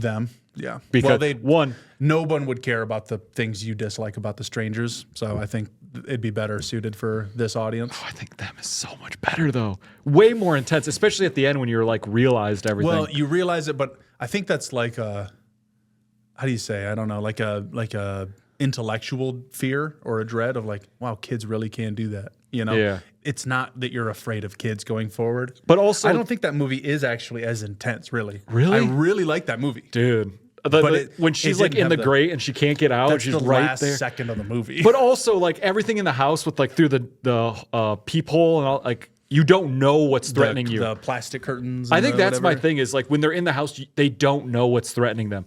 In Strangers, it's people in masks. But I think Derek and Lauren are more afraid of people in masks. I think they're a little bit Than the more of unknown? in your face. I think so. Man, so sad. Kind of. For me, I was actually thinking one of the most intense home invasion scenes I can recall is High Tension. Well, yeah. But I'm like, we watched a French movie. Want to watch another French movie? Yeah. And I love that movie. That's why I was like, I think maybe we could like really like forget The Collector. Home Invasion, funny games. There's an English version. It's not foreign, and That's that true. movie And is it's shot for shot. intense. Same. Yeah, well, it is intense, but yeah, I think there's something about that. That's intense. Like my mom and I are, watching Emily the Criminal Uncut Gems, where it's like I'm sweating, but I'm not afraid. You know what I mean? Really? I didn't get. I mean, I Home don't know. Invasion I'm is like different, but the fear is like when I think of what would fill, I do think of The Strangers. I do think of You're Next. Mm-hmm. I think of that one. I think of the movie Inside, which is like that's a little too intense for this group. That's like French Extremity. I think for me, I think High Tension. I think of like very loud in your face. Oh, I'm gonna carve your shit up, kind of. I think that's the thing is Home like when I think of intense home invasion, it's like I could see this the happening. one that you're afraid of, Funny Games, Yeah. is because it's real. I don't know where and it's not these even guys real fall. because they rewind the movie in the movie. Like Yeah, it's not yeah. even real. Well, but the but, you problem know, is that it's it real. could have been real. Yeah. Yeah. Where it's like I do own that movie, too. For me, the You're Next where they set up the trap with the like the traps or all that. That's where it's like you've lost Or, me. Like I'm not doing What's this. one I in just this said? The scenario. Collection. Yeah. No, The Collector. The Collector. It's like we've gone to the point where I don't believe this What a anymore. good premise, though. It's fun, totally fun. Love it. It's great, but I'm now Panic lost. Room. Panic Room's a good one. Panic Room I could be wouldn't cool. do that because it's not a scary movie. Not in as the scary, same but way, yeah. But I like that one a lot. That's an intense movie. Anyway, That's Home Invasion. But back to slasher. Any thoughts? Like, Nightmare on Elm Street, I think, is a top contender. do you? Because we're talking intensity. Yeah. God, I love Rob Zombie's Halloween. That's the thing is, can you go higher than Rob? Because to go higher than Rob Zombie's intensity for me is because Rob Zombie's so in your face. To ramp up the intensity, it's going to be hard to keep going in your. Because I don't think Strangers is as intense as Rob Zombie's Halloween. I don't think other think, things that are in yeah, your face. Besides Inside, which is like body horror Yeah. intense. I think there's Rob Zombie's Halloween, and if we were to then go into As Above, So Below, Yeah. I think that's a good transition for found footage. And then from there, I don't know like where people, because Claustrophobia I think is the number one or number two. And I'm like, The Descent is an intense movie. Rob Zombie's Halloween's more intense. More intense. So, but it's just like, how slasher am I trying to slasher? 'Cause- Friday the 13th is also a good option because you're hitting all the tropes as well. And it is an intense movie. It's just not, Yeah. it's not as in your face. It's not shot through a milk grate in a hallway and crawling. Like, it's not just like the music pumping you. There's not really the music pumping you in Nightmare on Elm Street. It's the quiet and the something's Yeah. happening on screen. Yeah. The hand It's coming the out. hand coming through. It's the tongue. Yeah, you it's know. on the bed, and then all of a sudden shit goes wrong. It's so funny, Shay particularly, this was pre-Rob Zombie's Halloween talk. What up, Stoney? Nailed it. The pre-Rob Zombie's Halloween, that conversation, Shay goes, I just really don't want to watch anything with like any sexual violence. And I was like, what do you think slashers like? Oh, I think she's tying sexes in slashers, which is the trope, and violence and being like, whoop. It's like, no, they're violencing people who are having totally normal consensual sex. Yeah. Like she's like thinking of it a different way, I think, and she didn't watch many slashers, and I'd say regularly we don't. They don't make as many anymore. I feel at least. Yeah. Or they're like Derek suggesting. He's like, we should watch Freaky. Oh, okay. I was like, yeah, Freaky's a great movie. I like Happy Death Day. Yeah. I like Totally Killer. Final Girl. I didn't bring up Final Girl, but I do like that movie a lot. See, I think God, that's a good movie. I think that list of movies, I think all those are really good. Once you finish your list, you start with Scream, and then you start doing they're going to play on this. They're going to play on this. They didn't do it this time, but when we were talking about the list, I was like, we should start with Scream, is what I think Lauren said, and I was like, we should end with Scream. So you see what they're doing. Yes, because I was like, it doesn't make sense leading up to it otherwise. I was surprised though when she was reading the top 10, 20 horror movies, she was just fully reading them. And it like faster than I expected. In the top 10 was like House on Sorority Row and The Burning and I'm trying to think of another one, but they were just those. I was like, sure. Yeah. Those are we really missing that many? I was like, yeah, I guess. Like when I think of them, I think of just the characters, right? Yeah. The Michael Myers, the Jason Voorhees, I think of them, but you can't go too much further past that. So that was interesting. Okay. But I don't know. Is Rob? I want to do Rob Zombie's Halloween. I think I should. That's a tough call. And for as intense as that movie is, like thinking about it now, I was like, why did I like it so much as a kid? Why did I watch it over and over again? First time I watched it was at band camp. First time I watched it was at a sleepover with a bunch of like 5th or 6th graders. I forget. Yeah. That was fun. It's a fun movie because of how intense it is. Essentially from beginning to end. Like once it kicks off, like once he's in Haddonfield, once he it kind of just goes. Oh, I was going to say once he kills Spy Kids. Oh, Spy Kids. He's done so much work. You give him Spy Kids. Oh, come on. Spy Kids is a national treasure. Fuck off. Okay. It's a compliment. All right. I don't remember his name. Danny Trejo? No. Oh. Well, yes. But I was thinking Danny Trejo. No, the kid. Oh, the kid. Okay. Oh. I was thinking Danny Trejo. I was like, he's done like, so much work. Why did you give him Spy Kids? No, he deserves more than Spy Kids. I don't know Curly Hair's name. Yeah, me either. Yeah, no, I don't know its name. Yeah, you can give him Spy Kids. So funny, dude. So funny. We were totally in two different spots. But I was like, you know what? That is a Spy Kids like reunion in that movie, huh? All right. What else you got before we move on to the next thing? Real quick on one.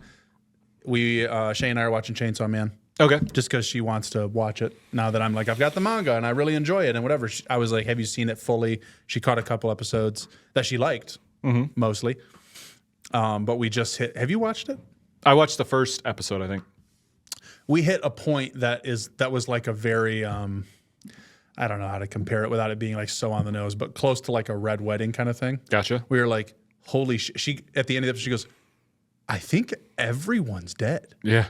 And I was like, there's a couple people who are like left bleeding that I guess you can think, but like truly every character you know dies. Oh, nice. Now, of course, it's anime and the whole, our main character dies in the first episode, right? So it's like, the main character's not dead. Like, come on, it's the 7th episode or whatever. But I could tell that she like when it starts happening, they start doing, I'm going to bring up Breaking Bad. I'm sorry. But do you remember in Breaking Bad when they set up the thing where it's like, we're going to shiv and kill like 12 people in prison all at one time? Kind of. Yeah. I think so. Yeah. It's just the one thing that comes to my mind, but it's kind of like, I guess it's kind of like turning on Rob Stark. It is kind of Red Wedding, except it's across the city. Oh, Order 66. Yeah. Yeah. Anakin? Master Skywalker, whatever will we do? Right in the camera. Don't worry, I know what you can do.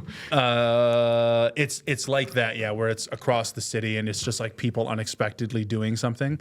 And the first one to happen, Shay was like, like she gasped at it, and I was like, yes, it's working. It's working. And after the episode, she was like, holy shit, like everyone's dead. And I was like, this was the episode that I realized the show wasn't about boobs anymore. That it's like there's a function and a purpose, and like one character is like realizing it, and it just starts taking leaps and bounds past that. And I'm like, I don't know where it goes. It wasn't in I have a goal, like there's a villain of sorts to look for, but it's not. It's just different. It broke from. It's something. funny. There's a show I watched. It got canceled because the second season didn't do too well. The manga's still going on, but it's called Seraph of the End, where essentially in the world vampires exist. and they've taken over a majority of it, and Like some of them farm humans. Is that the one? they essentially, yeah, it's like they have like essentially underground cities that they run, and they've got people in collars that they use for like blood bags essentially.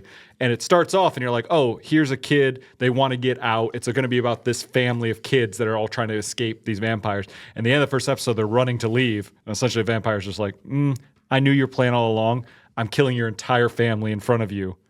Are you going to escape now? Because everybody's dead. And you went, oh shit, it's not about them escaping. The one kid gets out, and then it jumps time, and he's like, I'm going back for revenge. It's like, I'm going to go revenge my that's family. cool. And I was like, oh, this is There's so a lot sick. of family avenging going on in Japanese culture. Yeah, it they seems, really, but, yeah. And this is and not it's- in Chainsaw Man. This one is he's adopted. All the kids are adopted, and he's like, I'm not part of your family. And then they all die for him, and it's like, I'm going to avenge my family. And he's Yeah. like, he realized who his family is after they were gone, but. Well, I recommend watching Chainsaw Man. It's unfortunate though, because if you don't plan on reading it to continue, like I'm doing or going to do, then it's just a hard end, and we're waiting for a movie this summer, and then we just still don't know like what's the movie, what's the season. I couldn't tell you. It looks like Anime. It looks like based on as I just looked at the covers of the manga, right? Because I got 12 or 11 in a box set. It looks like the person that's on the cover of the one that starts after the show I'm on is in the movie. So I'm like, oh, it might just be the next set of a couple chapters, and then the next season will take place after the movie. Like I'm hopeful that it's If there's Haiku did their seasons, and then they did their movie for the one thing we've been building up towards, and now the next one's supposed to be another movie. Who knows when? So, but okay. So we've been doing that, and because of that, I haven't been reading as much. I'm like reading because I don't want to have two Chainsaw Man stories going on at once. Yeah. So we'll watch episodes. I'll read to catch up. Rinse and repeat. Gotcha. And then once we're done, then I can go, cool. Just read. Go through, yeah. Which I haven't been doing too much of, but Yeah. what I've been doing Gundams and that kind of thing. Yeah. But I did watch The Witch from Mercury. I finished Which it. is a I Gundam have series, to right? because I got too much to say. Okay. I've got too much to say. So All right. So Witch from Mercury, Gundam, you watched let's, it. let's bookend it. Bookend We'll it? bookend this podcast with my Wish from Witch from Mercury? talk. Okay. Just so we can get into the other shit, because I could probably go for the rest of the So time. the first thing I got, but I guess probably the bigger thing that I'm going to talk about, because I'm excited to talk about this. Did you watch the trailer for, I think it's In the Lost Lands? I'm looking to see. I've got it pulled up. If you haven't, we'll just watch it. Nope. Okay, cool. By name alone, no. So we're going to watch it. Is it a maybe otherwise? I'm excited. So I've got it up already. We haven't watched a trailer in here. We haven't watched the trailer in this forever. Yo. Here we go. Mila Jovovich, okay. If you've got the time and the stomach for it, I've got a story for you.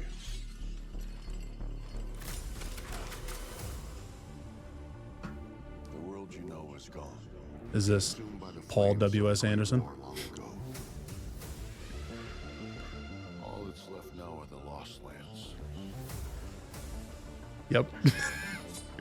I'm looking for a guide. Someone who knows the Lost Lands. Why you want to leave the city? I'm looking for a great treasure. Immense power. Friends of yours? I don't have many friends. Me neither.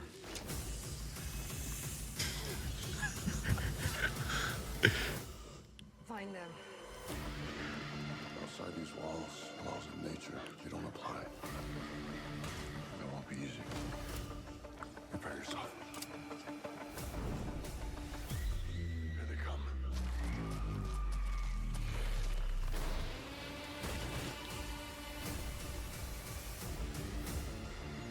Our power grows stronger by the day. Our time is running out. She has become a symbol of their defiance. This woman needs to die.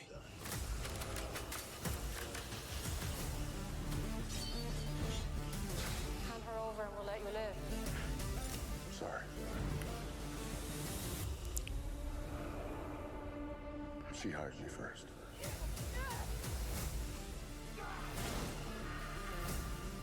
Your fate was sealed when you met me.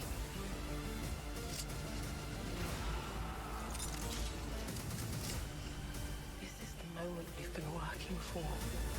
It's not too late to turn back. One always has to die.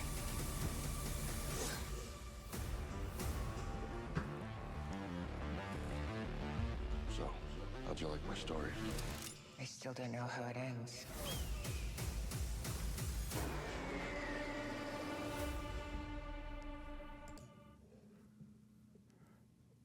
So that's the trailer. How do you feel? So here's what I'll tell you. Okay. They didn't say his name. Paul W.S. Anderson. Yeah. We know him. Yep. Some of us love him. Uh-huh. I like a good amount of the Resident Evil films. He did Monster Hunter and led me far astray. I fucking hated that movie terribly. Okay. I really hated it. Yep. Dave Bautista's a huge get. Yep. That movie looks terrible. I can't wait to watch it. So That movie is, I think it's not going to be a Rebel Moon kind of thing where people hate it and I love it, or it's like for you like a Sucker Punch or something where it's like this movie, we could argue if it's good or bad, sure, but who cares? It's so much fun. I think this one's going to be less arguable. I think it's going to be bad, but I think we'll have fun watching it. I think it's like we go to the theater and we're the only two in there. That's the perfect scenario for watching this movie. So that trailer came out, and I watched it and went, oh, okay.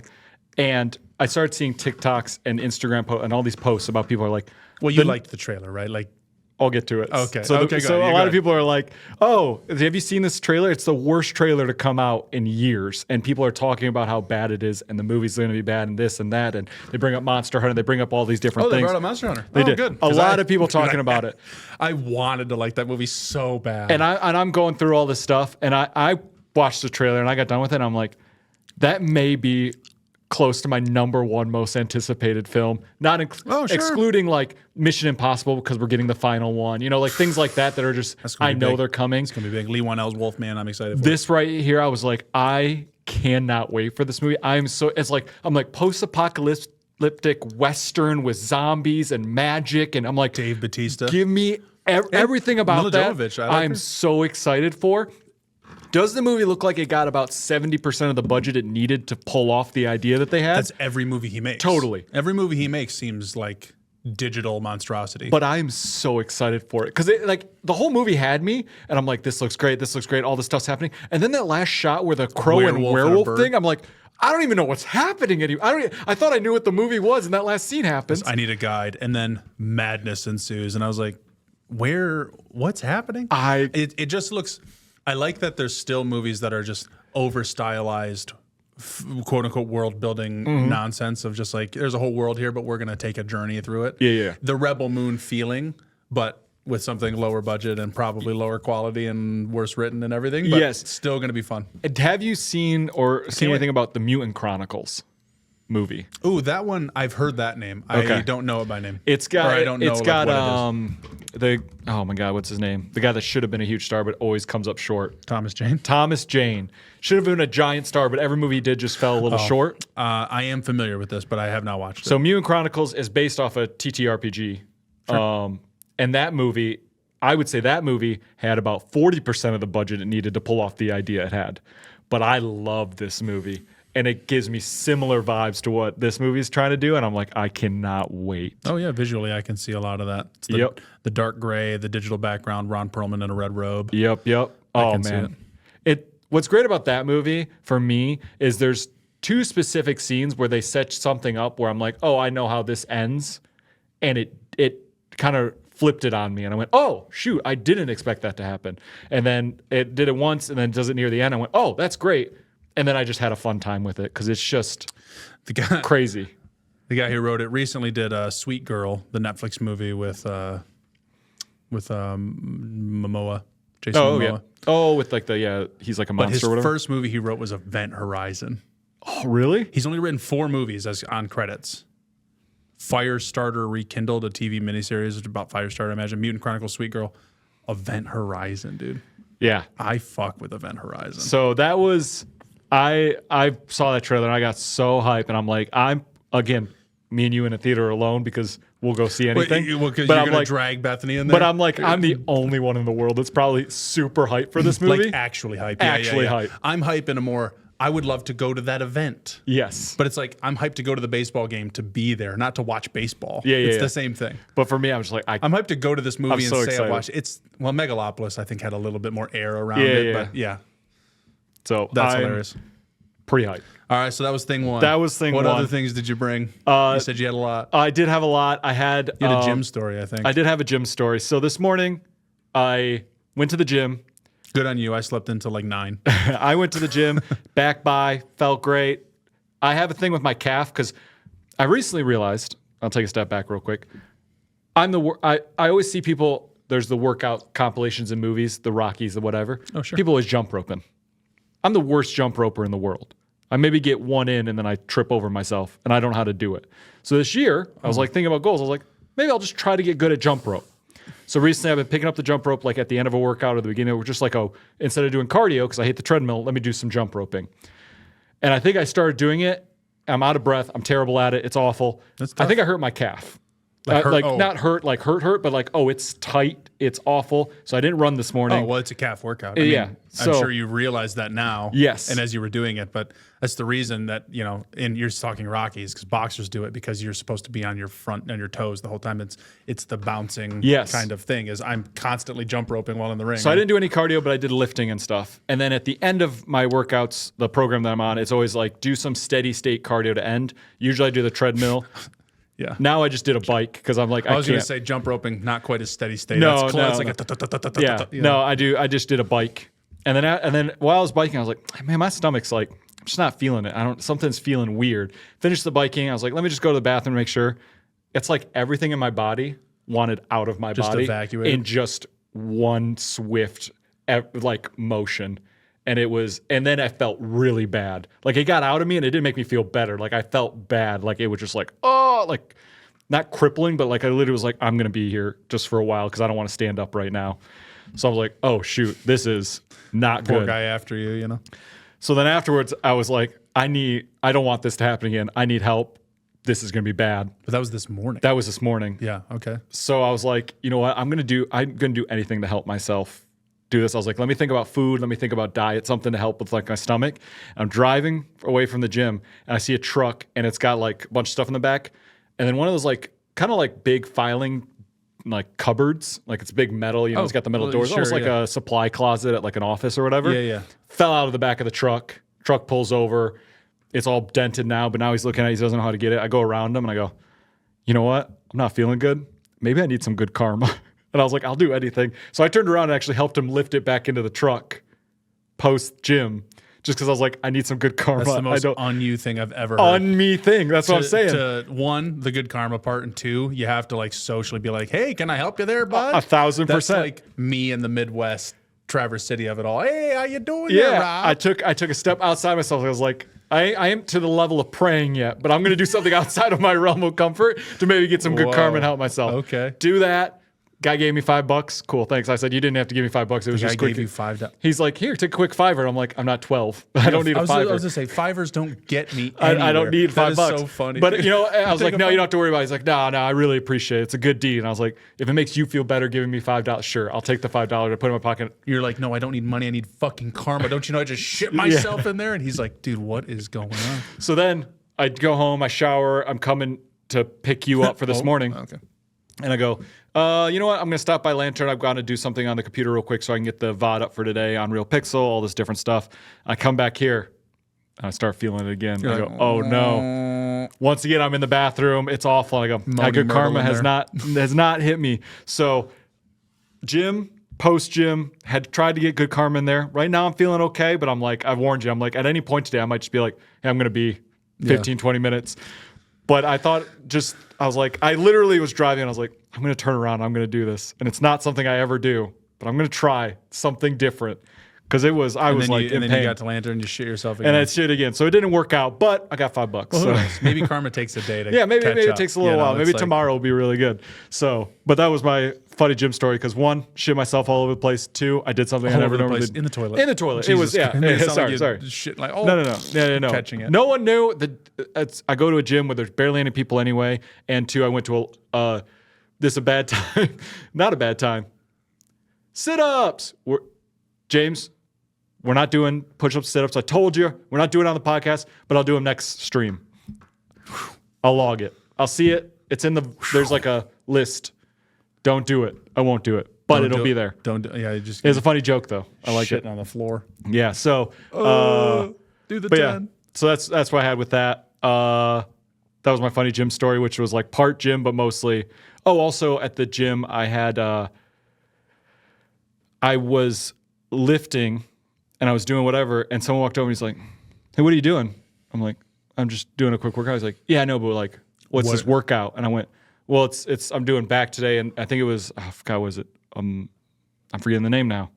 It's essentially, it's like a landmine station where you put the barbell and you put things on the end. You kind of go over at a 45 and you just lift one arm. Bent over rows.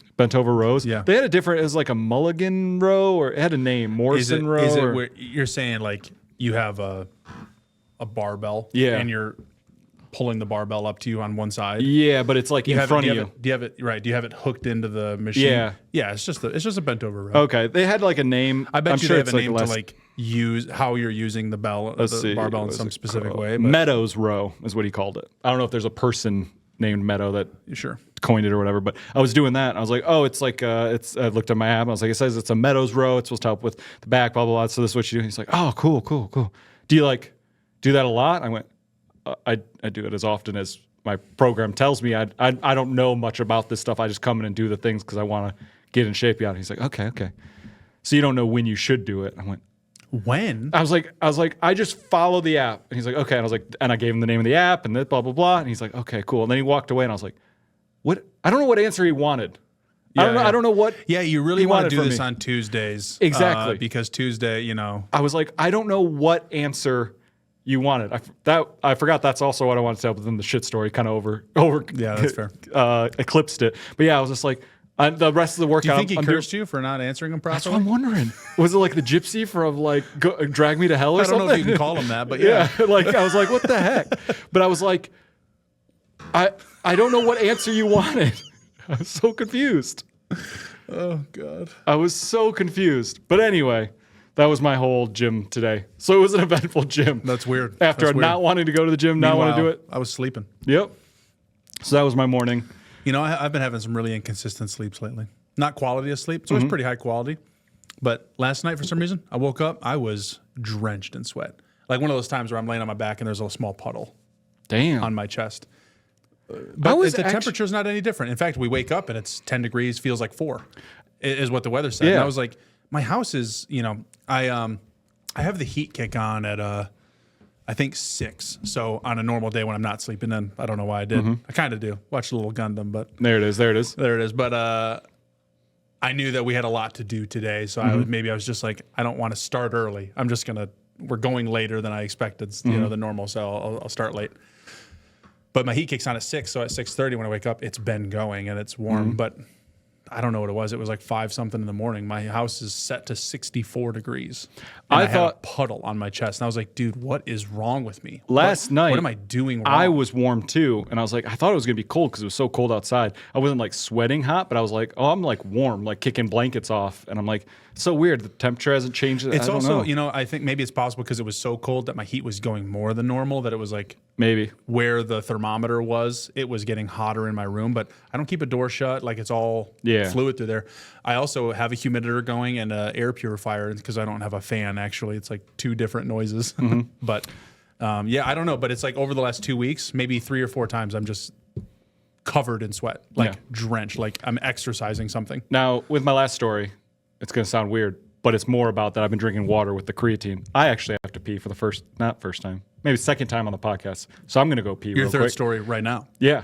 This is your story. That was it. You got to pee right now. No. Do you have another story? I do have another story. Oh, okay. So you're warning me about the story that will be coming post mitulation. All right, I'm back. Congratulations. Thank you. So this isn't a bathroom story, but the other thing I wanted to talk about recently, because it just made news or whatever, somebody's suing Disney for, I think it was $10 billion They had it coming. on copyright infringement for Moana 2. Billion.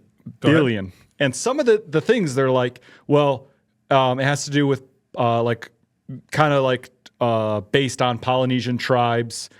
Somebody works with a demigod who holds a hook. The demigod has a lot of tattoos. And I was going through the list and I was reading all of it. I'm like, okay, where were they when Moana 1 came out? Because all these things aren't specific to Moana 2. But it's like, what are they suing about though? Like copyright, like they apparently gave a script in 2003 that had a lot of these bullet points that they're now like, oh, Moana 2 is out.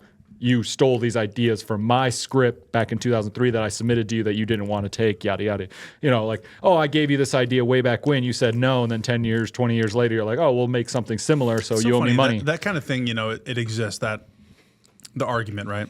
Mm-hmm. But one, Disney's legal team has to be insane. Right. But also... For $10 billion? $10 billion, I guess maybe they best. go, I want $10 billion. And he goes, I'll give you, I don't know, 500,000 just to be quiet. And they go, cool. Yeah. Maybe that's the goal. Maybe he's just like, I'll just take a little bit from Disney. Yeah. It's funny though, because you'd think, okay, here's a script that we'll assume he's copywritten, this writer, he copywrote it. And they go, no, we don't want it, turn it away. If they then go and write something, and we'll say it uses all the same things, and let's say even it is them saying, we didn't like his script, but we like a lot of what he idea. did. So we're gonna take his homework and copy it and change just a little bit. They then had the copyright to Moana. So they then took that to the copyright office and said, we want to copyright this. Copyright office, who is the one who is supposed to be the cross-checker here, checks and gives it the rights. Done. Right? Kind of. There is a weird thing. Well, it's just like, hey, you did a copyright on this, but someone already did it. Is like, well, that's why I sent it to you to get it. A copyright. Yeah, so there's a weird thing. So I was looking into this originally when I was writing the books. I know you've had some interesting copyright talks with people. Yeah, for short film stuff too. But anyway, there was, during when I was looking at the book, I was like, well, I don't really have money to like copyright the story or trademark it or whatever. I had the book labeled under an ISBN, which is with the library and it's saved or whatever. But it's like, and that barcode is dated and stuff like that. But to like actually copyright, whatever, trademark the pages, the book itself, the story, it's like you have to pay for that. Or there was an option which it's argued about how like trusted it is. But they said it's like a soft lock on it where it's like you could take the book, put it in some form of mailing package, get it processed by the U.S. Postal Service and send it to yourself and not open it. And that, because it's a government locked thing, that you can prove that this existed at that time. So if later on someone goes, oh, I have this story, and they're like, well, I wrote that first. And they go, well, how do you know when you wrote yours? You can't be like, well, the copyright in the book, because you could type whatever you want, blah, blank, blank, blank. It's, I have this in this box that I can now cut open from the seal from this government facility. You have a copyright number and it's under the copyright office. Can't you go to the office? Here's the number. When was this copywritten? And then it's that's without getting a copyright number. Like I have an ISBN for the barcode, that's with the Library of Congress or whatever. Yeah. This is a copyright office, which is different. So there are ways to have something like intellectually copyrighted before it's legitimately legally copyrighted. Yeah. And so I think that's like a lot of the arguments. It gets real messy, and I am by no means an expert by any stretch of that. I barely know very, very little. I didn't even do the mail thing because I was like, honest, like, no one's going to steal the story. It's not big enough. It's not good enough, blah, blah, blah. But it's like, I can prove that I had it. Here's pictures. Here's sales from Amazon. Like, there's a million ways that I could prove that this thing existed before that. Yeah, I did a meet and greet at this date. Exactly. Like, I have the Kickstarter that I had to run that has pages or things online or what. Like, there's many different ways to prove it. But even at that point, I still haven't copyrighted anything. And it's like, I also try to get anyone to read it that will, so I'll hand copies out. So it's like, it's a weird thing. So I think that maybe be it where he like has the script, he hasn't copyrighted it, he gave it to Disney, so hopefully Disney will pick it up, copyright it for them. Well, then you have no argument. Then get fucked. Yeah, it's a like, weird thing. I know because I don't write like that. I don't do anything. Right. I don't really do anything serious like that. I know people who have written scripts who they don't intend to sell it. They just want to have a copywritten script and they just copyright it. Yeah. It takes time, but it's like $30. It's like nothing to get a copyright. You just have, obviously, it just takes all the legal shit and time. Yeah. But he has a copywritten script. And I'm like, if this guy wants to sue for $10 billion, first scrounge your first 30 in 2003. And that's such a, I mean, I don't want to be on the side of Disney or big business, but it's just like, did he protect himself, and why Moana 2? And like, that's my thing is, how did we not have settlement? Are we, and like, if every copyright law was followed, like, was he really shafted by something? Like, I don't really know, but yeah, it's a very weird thing. My thing was just that it was suing Moana 2. Someone for $10 billion. That's crazy. Yeah, it's It was the fact that it was a sequel, didn't get brought up on the first one, or it did, and now it's just coming to light because they're still making money or something, Right. blank, blank, blank. But it's also like the things he's talking about, some of them are pretty specific, the hook, the tattoos, but I'm like, also like, isn't Maui like an actual like figure already? Like they didn't create this demigod, right? Like it's already existed. So it's like weird things like that where it's like Buck Woodall. That's the guy's name. Is it? That did it. Buck Woodall. dang. What a name. Picture that on the credits, written by Buck Woodall. For real. That's hilarious. Seems like a writer for different kind of back project. in October 2003. They said former development director of Mandeville Films and current head of development at DreamWorks. He is? Lawsuit claims that Woodall first pitched a screenplay and trailer called Bucky to the person who is the development director, current head of DreamWorks. Gotcha.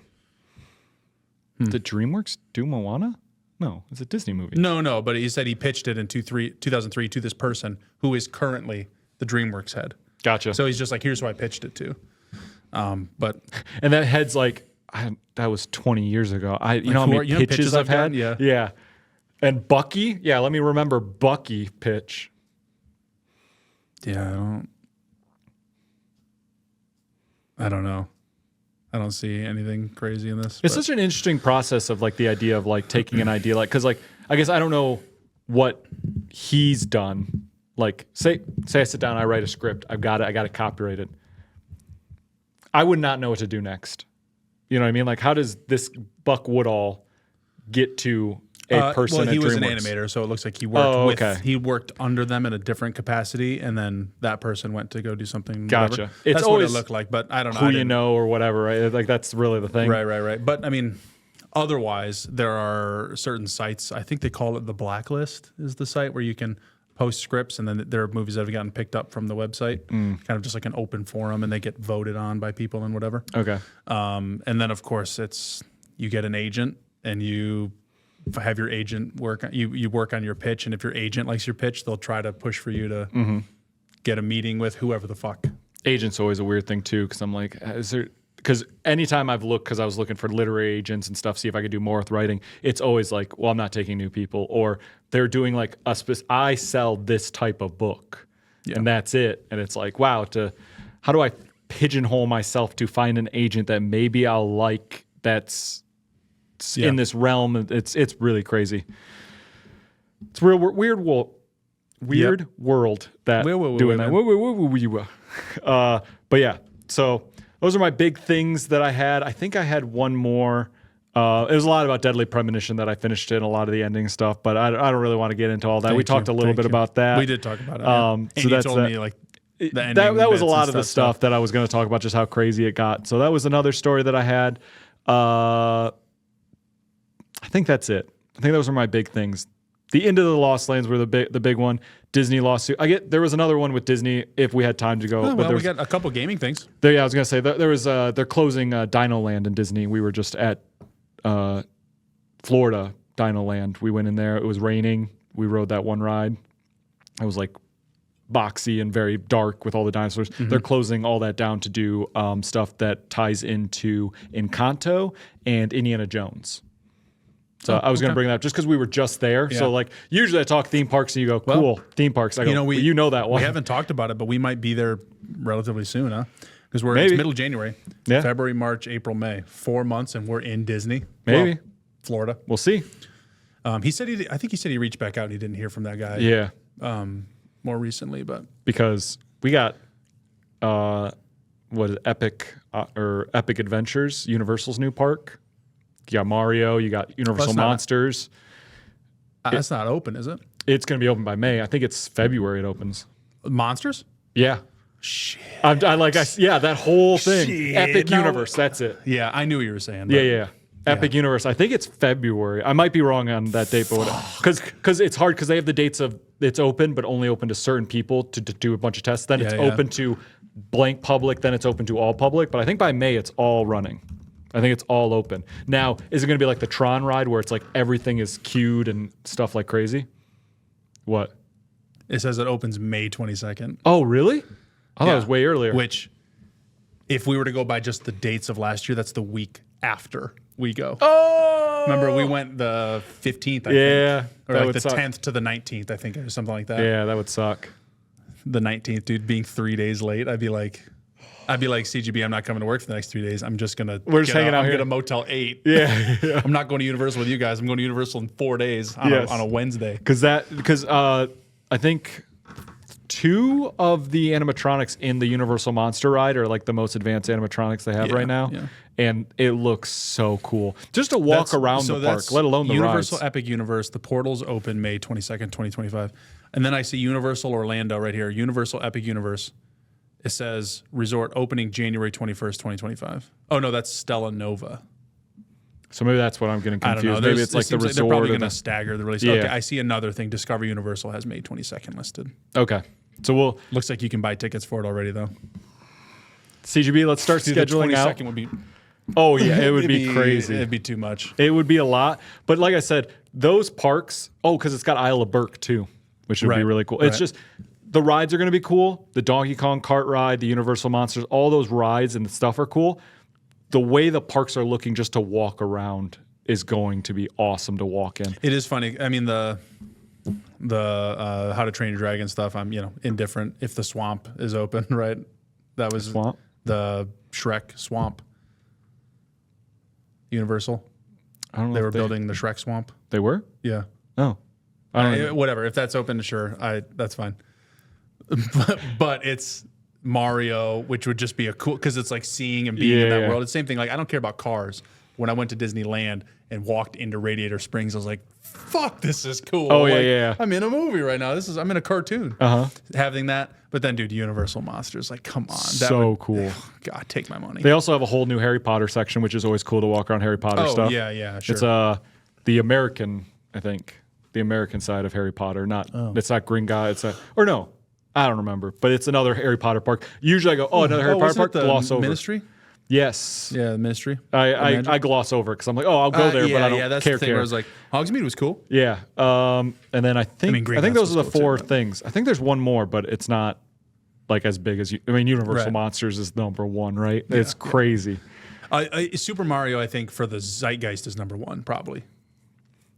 For us? No.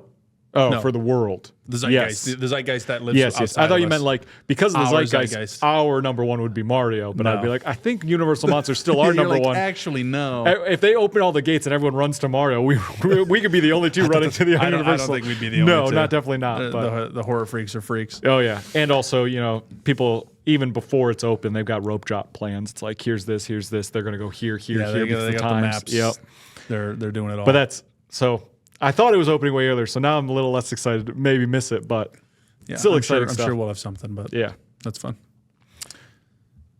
But that's all the Disney all stuff. So we have game stuff. What game stuff? Do you Oh have? yeah, the game stuff I wanted to mention was ask if you've done anything with Rivals yet, because the new Rivals season came out. Yeah, no, I want to because I want to play Mr. Fantastic. So there's 4 characters coming out this season. They're staggering launch, 2 immediately, 2 later. We're gonna get Human Torch and the Thing later. But right now we have Invisible Woman and Mr. Fantastic. Yep. Mr. Fantastic, Luffy. Yep, I already Gum saw Gum a mod Pistol so and- you can get Luffy Yeah. Gear 5, and I was like, It's crazy to me that you can just mod this game. yeah, I'm isn't like, it? Are people just like, is this okay? Can anyone do this? I mean, I'm not trying to do it. Right. But Invisible Woman, I did play a bit. I got her skin for butt cheek reasons. Yep.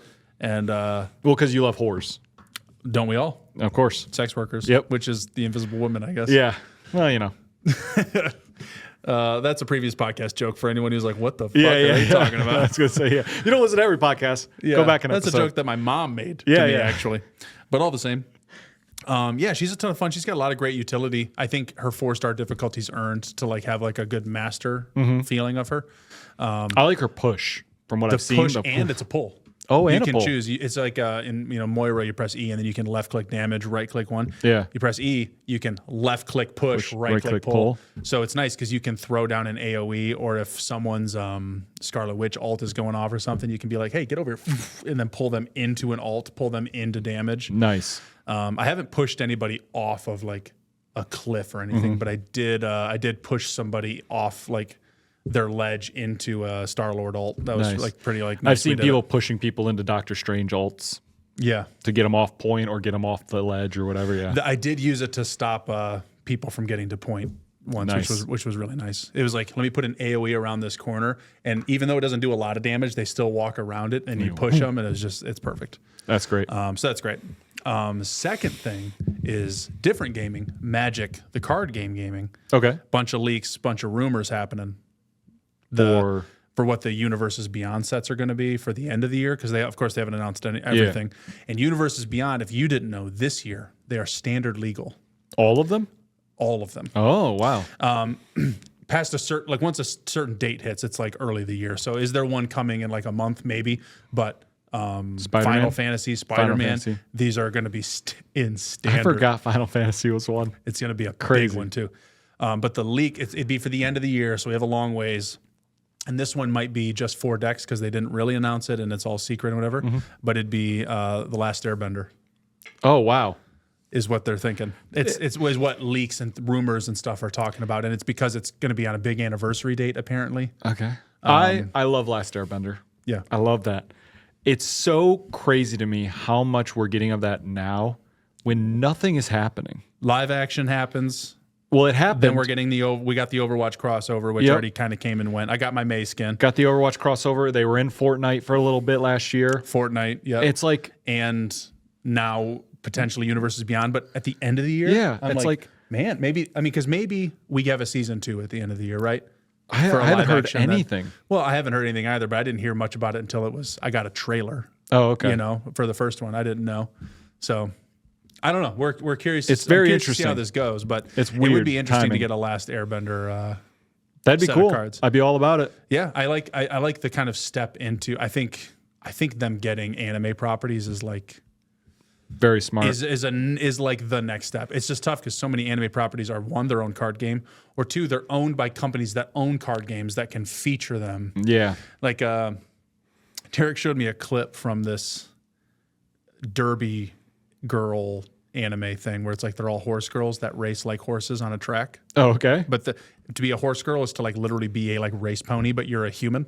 Oh, But okay. you've got like ears and a tail and like weird shit. Of course. And I was like, yeah, of course. And I read the name and I was like, Umu Musume. I know this name for some reason. I looked it up and it's because it's owned by Psy Games. They are one of the 2 collaborations in Shadowverse Evolved. Yeah. And it was Kel. It was Red Zone Rogue telling us, Gotcha. like, oh, they've done 2 crossovers, one with Umu Musume and I'm like, whatever the fuck that means. Yeah. But I was just like, oh, well, Psy Games also owns Chainsaw Man. Okay. So I'm like, maybe we get Chainsaw Man and something, maybe. But it's like, if you get them all there, how do you get them in Magic? Yeah. You know, so I'm like, who doesn't own something, or what property is going to be like, yeah, put a Dragon Ball thing in there. Well, they're still making a Dragon Ball game. Put Pokemon in there. still- No shot. Pokemon's the second biggest, if not the biggest card game in the Did world. they end the Final Fantasy card game? Because they were making Final Fantasy cards up until recently, right? I think it is. I think we bought the last set. Oh, did we buy the last or set? like Okay. up to the last set. It was like maybe 2 after. I think Gotcha. we bought 11. I thought it ended Well, at 13. Dragon Ball Z Could it has still keep going? Sure, maybe. Dragon Ball Z, Digimon, One Piece. One Piece. But I'm saying Dragon Ball and Digimon both have failed in the past, so we just have to wait for their time to run dry. Oh, so we can Digimon's the opposite of failing now. It's like doing. Oh, yeah, it's I'm doing sure. like really well. That's great. The card game, they just completely changed the rules. It's like literally like Pokemon night and day, kind of. Split. Just a change. That'd be cool to give it a shot. Dude, it's doing really well. There's some Magic followers I follow that fully, like one whose name is, they have like MTG in the name, that they're like a full on Digimon player now. That's cool. And I'm like, cool, go you. Like, Yeah. here's my promo from the tournament. Look at the playmat I got. Look at this photo of the tournament. I'm like, that's like half a MagicCon. This Yeah. is a big tournament. Like, I recently they're doing it. I was at Meyer or whatever looking at the cards, and I was like, I haven't opened a pack of One Piece or a pack of. I was just looking at other card games to see what I could open a pack of, and the one I almost grabbed, but I was like, well, maybe not because we're not making a video for it anymore. But I'm making a video for it anymore. well, we were talking about it. With Hunter x Hunter and Oh yeah, Union Arena. Union Arena. I almost grabbed one of those. I was like, nah, it's they not got really what I'm looking Bleach, they for. got- Yeah. yeah. I'm like, I haven't watched Bleach or Hunter x Hunter, so I wasn't looking for that. But I was like, oh, is Digimon anywhere? No, Digimon's not here. One Piece? No, One Piece is here. I was like, all right, maybe I'm not going to get anything. So and then they were out of just Pokemon packs, so I couldn't even just grab like a Shrouded Fables or whatever to open. So Yeah. I didn't open anything, but I was really well, I'll looking be for another opening one. Gundam. Well, yeah, I'm ready to play with you.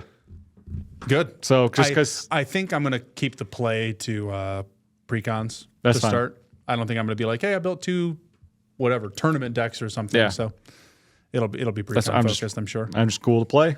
Yeah, I think I want to treat it like a board game where I try to binder collect everything. So if I want to build something, I can have fancy cards. And I think their 4-player format is singleton, Okay. which means it's not going to be functional really until post beta.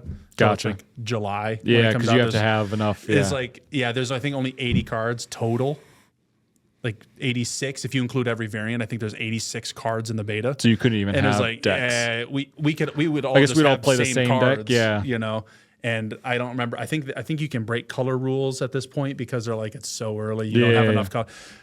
The rules for it I don't think are even listed, but people are just assuming. Well, I'm excited to get into it because Yeah, obviously it'll we're be already, fun to try. Yeah. So that's exciting. Because right now it's Final Fantasy, Spider-Man. What other universes beyond it this year? SpongeBob Oh, yeah, is SpongeBob. a secret layer. Secret Layer. Okay. It is technically a universe Yeah, beyond, but I not the believe, same. but because it's a layer, it's not standard because it's not A It's not release like or an whatever. Assassin's Creed release or a Lord of Gotcha. the Rings. But I think that's it. And Final Fantasy and Spider-Man are both full sets. Yeah. No, well, they're sets. I mean, I don't know if they're.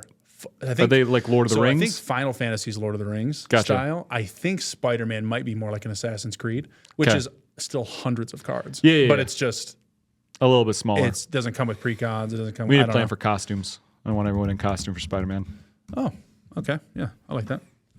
I'm looking at the calendars to see. So we got Innistrad, Aether Drift, Tarkir, Final Fantasy, Okay. and then Edge of Eternities, which is their like sci-fi theme set. Marvel Spider-Man, and then they have it listed as Another Universes Beyond set, date unknown. Okay. And right now the leaks are saying that that's That'll Avatar: be- The Last Airbender. Yes. Now, what if it was misconstrued and it's actually Avatar? Oh my God, that would be so cool. Would it? I would love it. Give it to me, dude. No. Oh, that would be so awesome. I want to play as Jake Sully. You see that James Cameron announced that his son is going to be the narrator of the next movie. Oh, fun. It's no longer Jake Sully. It's going to be his son is going to be the narrator now. So it seems like it's going to maybe There's a distance character itself. growing and or it's- something, Yeah, yeah. there's going to be a whole new kind of characters taking us through the next 3 movies. I believe. Whatever. I'm excited. Yeah, I'll be there. Oh, yeah. I'll Well- watch all of them once. Okay, well, I've watched the first 2 a couple different. Well, the first one's a lot. The second one I've watched a few different times now. So, I watched them both once. how do you know what's happening? How do you remember? I watched a recap on the way to the second That's one. fair. If I'm being honest, that's Okay. how I did it. So else yeah, we got? that's Magic Set stuff. Man, one day we'll get maybe Power Rangers right. Fingers crossed. I really thought, honestly, Because it's Hasbro, because it's whatever. I think it'll probably exist someday. I thought we were closer when Transformers was a thing, but now I feel like we're getting further away. because we've left the Hasbro Yes. universe, if that's what we want to call it. Yeah, and we've gone to so many different we're realms. no longer My Little Pony. We're no longer D&D themed stuff. It's now so widespread. I'm like, well, they might not go back then. Yeah, it's almost too close to home. Like it's not far enough reaching. It's Yeah. not hitting a different enough audience. Also, Pokemon. I think Power Rangers is more of a nostalgia thing. So the same way they didn't do a full set of Transformers is because they think I assume they're like, this is nostalgia focused. This isn't the kind of thing that there's a whole separate world of fan base for that we could pull from.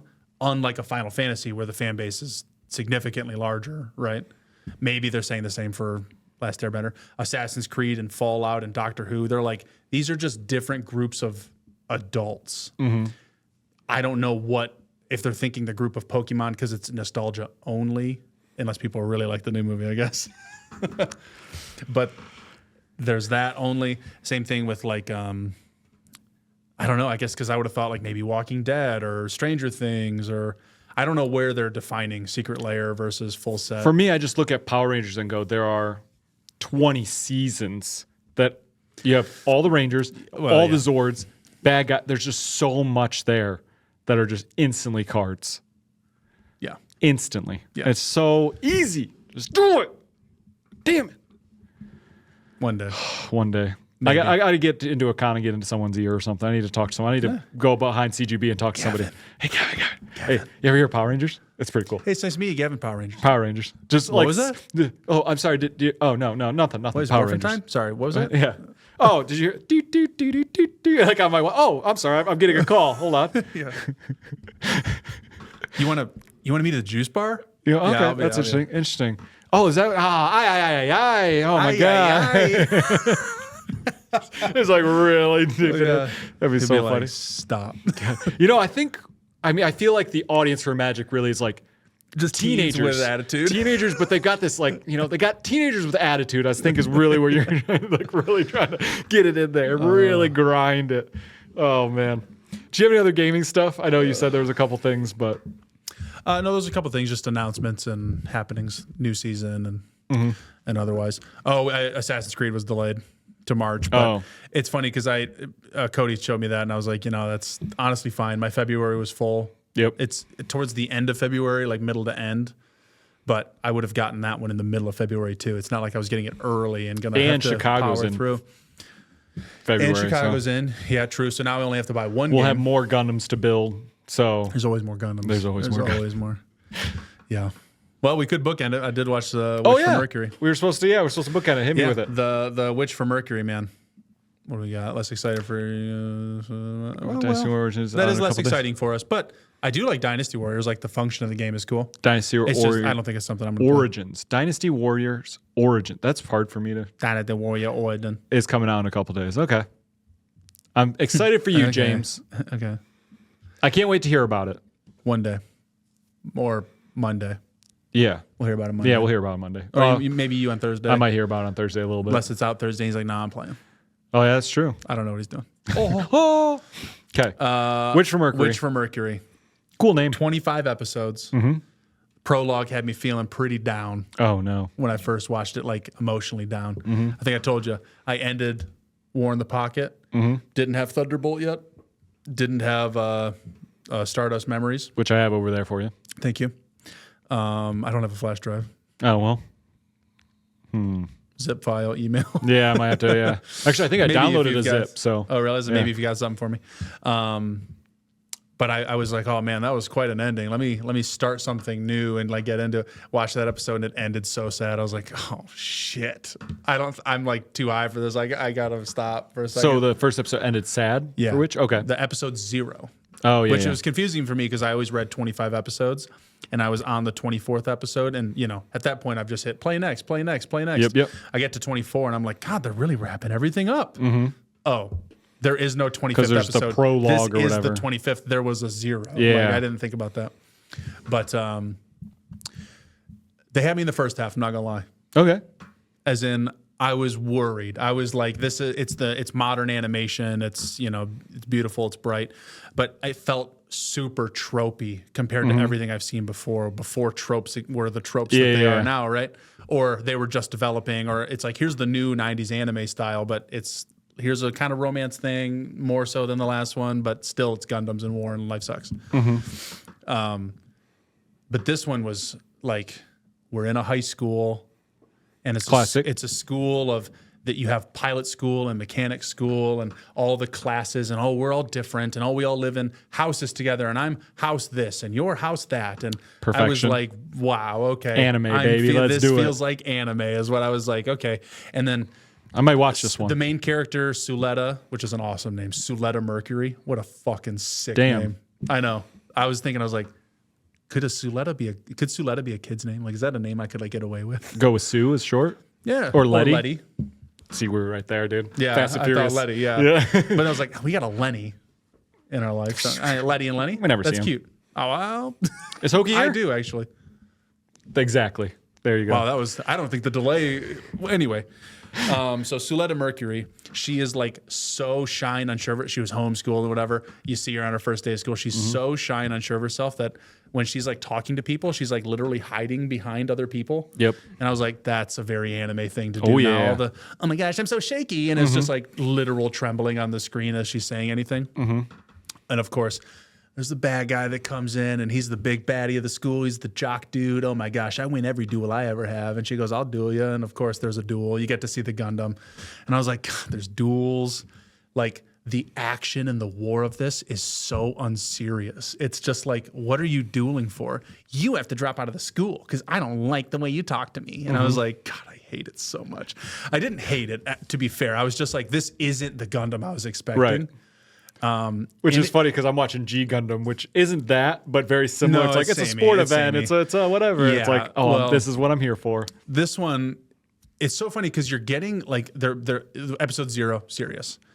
So I'm like, it'll get there. I'm very trusting, and also I don't think unless I really did, like if I watch Gundam SD, the like chibi ones, which I probably won't, but if I hit play on it and I don't like it, I will shut that off. Gotcha. This one, it's the newest one. I've heard too many good things. It's the only thing in its timeline. I was gonna say this isn't the thing. This is yeah. completely alone. Where the other one is part of the, I think it's called the AC, the alternate century or something like that. Okay. I'm not part of it, so I don't know. But that's where G Gundam, Gundam Wing, Gundam Seed, those live, I think. Gotcha. And so it's its own thing. The prologue was serious. I was like, it'll get there. And also, there's a lot of corporate shit happening in the background that seemingly no one has anything to do with. Okay. Well, of course, eventually they have something to do with it. And it was one of those things where it was episode 12. And I was like, you just introduced all new villains. You did a proper terrorist attack. You killed a lot of people, life and death, whatever. And all of a sudden, this isn't about school anymore. And it was so funny because there's a lot of things that lead up to it that I was like, oh, that was kind of unexpected. This character essentially gets kicked out of school. And oh, they're worried about this type of person having this type of Gundam. Gundams are illegal in this world. Oh, okay. They're mobile suits. But is this one a Gundam? Because Gundams kill their pilots as they use them. So the more you use it, you die. Gotcha. Which we learn in the prologue, kind of. We see how it looks and the visual language of it. But there's so many like moments that I can see kick off other like smaller plots in the 12th one that I was like, oh, wow, those are a lot of really serious plots. I was like, wow. And all of a sudden, it's just war and like all the negative things. There is still a school, but everyone that's at the school is like, why are we at school right now? It's like catching like a Deathly Hallows kind of thing. Gotcha. We were like, I guess we're at school. But why? This isn't really my seventh just to year. do the seventh my seventh year, year yeah. is combat training, I guess, you know? It's like they did those first 12 episodes to make you really care so they could really start ripping you apart. It's funny because I'll talk about the next Gundam I'm watching after, but that was kind of the beginning parts of it. There's a lot more to it, and certain characters, you start learning the names of things and the corporations, and you're like, is this story really trying to inspire me with a lot of hope? Like every convention gets broken because the president of this large megacorp daughter is the person who Suletta befriends in a way. And I was like, of fucking course. And she wants to make a change. And the change starts to happen because she's being lifted by her president dad. And I'm like, okay, I see that you're like, it's over hopeful. And the show literally speaks out loud to you how over hopeful it was and how like it only happened because this person was a president, and they just chop every idea down after that. And it was just like, wow, okay, you really did kind of face a little bit of what your rose glasses, you like popped my lenses out. Yeah. You came up to me and pulled them off and were like, look, this is how you were seeing the world. I'm showing you now. But it's like, I also liked it because it was a little gay. And I was like, okay, I like a little gay Gundam. But also the romance, like there was like not a love triangle of sorts, but it was like, there's a lot of unrequited love here that eventually gets expressed. But I kind of like that it was like, oh, I'm not into that, or I'm not. It was cool. Oh, cool. It was really cool. The ending got a little bit like the original Mobile Suit Gundam, got a little heady. It got a little trippy, a little like, I guess this is what's happening. If it's so funny because I'm not a Gundam vet by any means. Right. But there's a character in episode 0 that you see that you're like, okay, I know you, I feel for you, this is terrible. Episode 1, we see that character again in a completely different visual. Like a completely different context. And I'm like, I think that's the same person. And once you connect the dots, she's wearing something in particular that if you've watched Gundam before, you're like, you're the villain. Oh, okay. They don't tell you it's the villain, though. And arguably, is she a villain? It's a sympathetic kind of thing. Like, I get what you're doing here. I see why you're doing it. But it was just like, but I also respect they never tried to twist me with it. They were just like, she was always the villain. it's this main character is someone tied to them. Yeah. So you think it's not a villain for whatever reason, but she's been a villain the whole time. Yeah. But it was one of those things like the Borderlands where it's like, do I know too much? Oh, okay. Where it's like, I see what you're wearing. I know you're the villain. That's Gotcha. the case. But it did have a Full Metal Alchemist, the dog thing that happens. I only know because I've just heard about it. Yeah. It has something like that in it that I'm like, you're really underselling me how fucked this is. How what just happened is so fucked. And then I think back to the prologue episode and I'm like, I think like they made me watch it wrong on purpose. Again, with the glasses, they're like they're putting on and taking off these glasses of like, look how you watched it. Look how it actually is. Look how this character is trying to save the world. Look how fucked it is that they're trying to do it because they have this position of privilege and they're not using it right. Look how this character is the villain because you know and you can see they're wearing a villain piece. But are they? Did they do this on purpose? You learn. It's just like they're playing with perspective a lot in it. And I was like, I really respect this. That's cool. It's just tough because they do use a lot of like who? What's the jock's name? Is Guel Jeddirk. Oh, yeah. And then who's the other love interest? There's Ellen Karis and Suletta Mercury and Miorine Rembrandt. And I'm like, these names are insane. So hard to, yeah. There's a Mika in there that I'm like, I know you, Mika. Or there's, God, I'm actually forgetting her name, but it was like Puff Puff or something. And I was like, okay, I know your name. that one. But when they start name dropping people, then I'm like, dude, that guy's name is insane. And you're just casually dropping as if I know who this person is. I like it and I don't like it, that I can watch it again and catch more because I know the name Jeddirk and what it means now in this world. But it did give me my new favorite Gundam. Oh, that's sick. And it's the main Gundam, so it's kind of cheating because it's like, okay, it's not like a special secondary one, but that means they do there'll have be a like model. Trojan plume Gundams that are really cool. Oh. They have but the way they show what makes a Gundam with the tech and how it kills people with like visual language lives on the outside of the Gundam. And they actually, Bandai created a new printing process to print that style onto a physical piece. I'm like, dude, I have to own this. Very this is cool. the coolest shit I've ever seen. So that's my goal for Grand Rapids is to get One of those. these. Yeah. The it's interesting because you talk about like watching the first 12 episodes, it had a different feel, and then it sold you at the end, and I'm like, well, then maybe they had to like get you to buy in so the ending hit harder or whatever. I never tell anybody to watch it because it's a lot and it's weird, it's awkward and stuff. But Red versus Blue, the first 5 seasons are known as like the Blood Gulch Chronicles, and they didn't plan this because they're like making up as they go. They're just having fun. Yeah. The first 5 seasons is just the guys hanging out, making jokes. There is a storyline and there's time travel and there's all the bad guys, good guys. There's a story there, but it was very like, here's Wade, you just get to know who It's everybody like is. sitcom-y. Right. And when I say 5 seasons, the first season is an hour long. It's not like these are seasons. Yeah. But then I'm like, but then you get to season 6, 7, and 8 that really go into like Project Freelancer and they hit like emotional notes and characters. And I'm like, this is so good. And everyone's like, well, then should I watch those? I go, you can't watch those. You got to watch the first 5 seasons so you understand what this all means. Yeah. Well, mine's only 25 episodes. 1,000%. And also, the first parts are good. Oh, yeah. It's just for me, I was like, man, the first episode of these other Gundams are fucked. Yeah. All of War in the Pocket's 8 episodes. By the 8th episode, I'm like, oh, cool. We're going to the space convention to try to sell my company. I'm like, what are we doing? Like, it didn't feel useless, but I was just like, okay, you want me to feel hope? You want me to feel nice? Like this is a good, a happy story eventually. And at the end, there's a piece of happiness for sure. And they give you a little bit of what everyone's doing, you know? And I'm like, okay, each person's kind of fulfilling their task, but like, there's a lot, they're more okay than any other show. Gotcha. Where everyone else is like 1,000-yard stare, not Yeah, okay. yeah. But yeah. I feel like when I think of like season enders that like stuck with me or show enders or whatever, I think of season 4 in Dexter. That's like, oh my God, that moment when I first the realized. Trinity killer? Yes. Yeah. That's going to stick with me forever. There's like 3 in Red versus Blue that I'm like, I can't.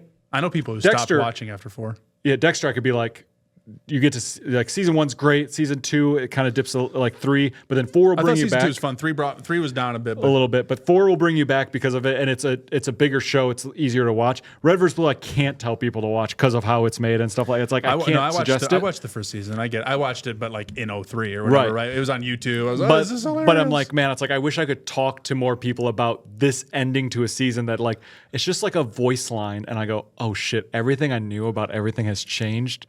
and it's crazy that this is an internet show that just made me feel like this, and it's so cool. Yeah. But yeah. Witch from Mercury is worth it though. I might It's 25 watch it. episodes. It's untied to anything. That's and at what the really end of it, it helps. goes, this is the end. It was like very clear. Could they end up putting something in that timeline where they're like, while that was happening, this is happening. Yeah, And this is from a could. different perspective. Like, I guess. But we already know the next Gundam series they're making, and it's coming out, and it's completely unrelated. Yeah. So But that's when I was talking about watching Gundam, I went to G Gundam because I know it's separate, it's all by itself. Witch from Mercury might be like, oh, that'd be cool because it's all by itself. It's So newer. one of the reasons I also went to Witch for Mercury is because they've announced what shows they're taking for the first set release of the Gundam card game. Yeah. And the Witch for Mercury was on there. Oh, okay. So I was like, okay, they're taking 2 things from the Universal Century, I think, if I remember correct. And they're taking Witch for Mercury, and they're taking Gundam Wing, Gundam Seed. So I'm like, I can knock out Witch for Mercury and it's done, check off to the side, and I can keep the Century What's Seed and timeline. Wing length like? Do you know? Have you looked at it all? 40s, I think. 40s? A little bit longer. I mean, Yeah, I don't- G Gundam's I don't know for sure. 46, I think. Mobile Suit Gundam from '79 was 45. I Okay. think. So it, and I did it. And Yeah. that was much slower. Yeah, It yeah. was much less exciting, but yeah. So I'm going to be trying to get there before July, which I think is plenty of time. Yeah, yeah. I've been cooking through some stuff recently, so. But I did start watching Thunderbolt yesterday. I Yeah. got like halfway You found through the the movie. YouTube? Yeah. Okay. I got through halfway through the movie on my phone. Holy shit. I was like, this is the tonal difference that I'm talking about. Oh, Coming okay. back to this, it starts with a whole crew of people leaving to go get a group of snipers. Mm-hmm. And of course, everyone that you know, they know is getting sniped as they're on Yeah. their way. And then it just cuts to the snipers, and they're all bros, and they're like trying to do their best against these guys, and they're sniping all of them. One guy, they're all on face camera with each other. One guy just gets headshot from like point blank, and someone steals a Zaku. The guy then talks to all of those 5. He's like, I'm gonna come and I'm gonna fucking kill all of you. And then I've got a very particular set of skills.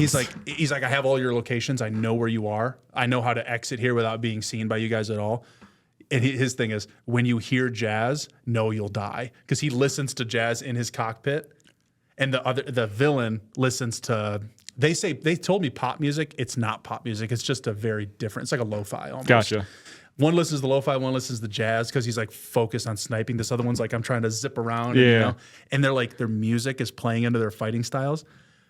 It's hard to say because it's a movie version of episodes. He gets a Gundam eventually. They're like, hey, you've been promoted because everyone that was ranked above you, they're dead. Yeah. Congratulations. Yes. And the captain who's giving you the position, she's captain because the person above her died. So Yeah. it's like everyone's just like, here, this is our last shot. He gets a Gundam, and dude, there is a POV of a Zaku trying to fight this Gundam, and he is freaking out. But it's first person. You never get to see the guy.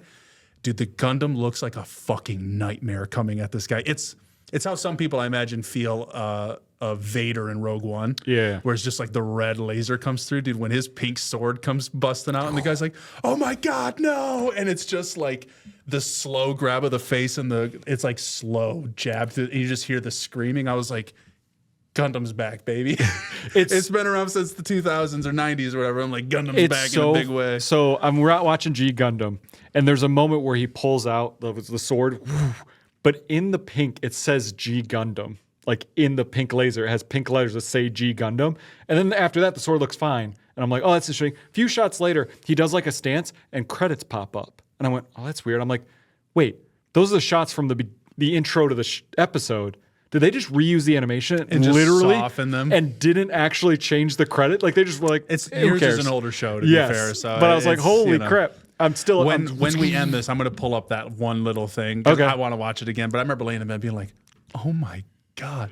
To be a Zaku and see a Gundam because there is only one Yeah. in the world that you know of. To have another one come, you're like, oh, fuck, it's a Gundam. You're like, Yeah. there's only 2 now. And dude, his panic read so well. He's like, oh, you can see him like following it, like zipping around. And it's It's almost like, well, you know, there's always 2, much like Vader, the Sith. There's always 2. yeah, exactly. So, well, I think we went a little overtime mostly because we had a break for I gotta bathroom. talk We had to about get the Gundam in I there, got to talk about Gundam. and we'll probably be talking a lot more about Gundam. It might be Yeah, a new 'cause obsession, unfortunately. There's 3 Gundams from the show that I'm like, this might be the first I buy multiples because of which moments one? I can't tell you about of Witch for Mercury. Okay. Where I'm like, this Gundam becomes a different thing and we get a new Gundam, and I'm like, God, it's a good battle set up one to Sweet. get both. So Awesome. Well, we're going to be starting wrapping up here. I've got some editing to do. Obviously, I got a scene from Gundam to watch here in a second. Yep. And also, I'm really freaking hungry. I'm like really hungry. Sounds but about anyway, right. we're going to start wrapping up here. Just remember, stream on Thursday coming up. We're going to be playing a Menti horror pyramid game, all that good stuff. But Stokes, did you have anything else for I've today? got nothing. Then we're going to wrap as we always do and say sweet dreams, and we'll see you for breakfast.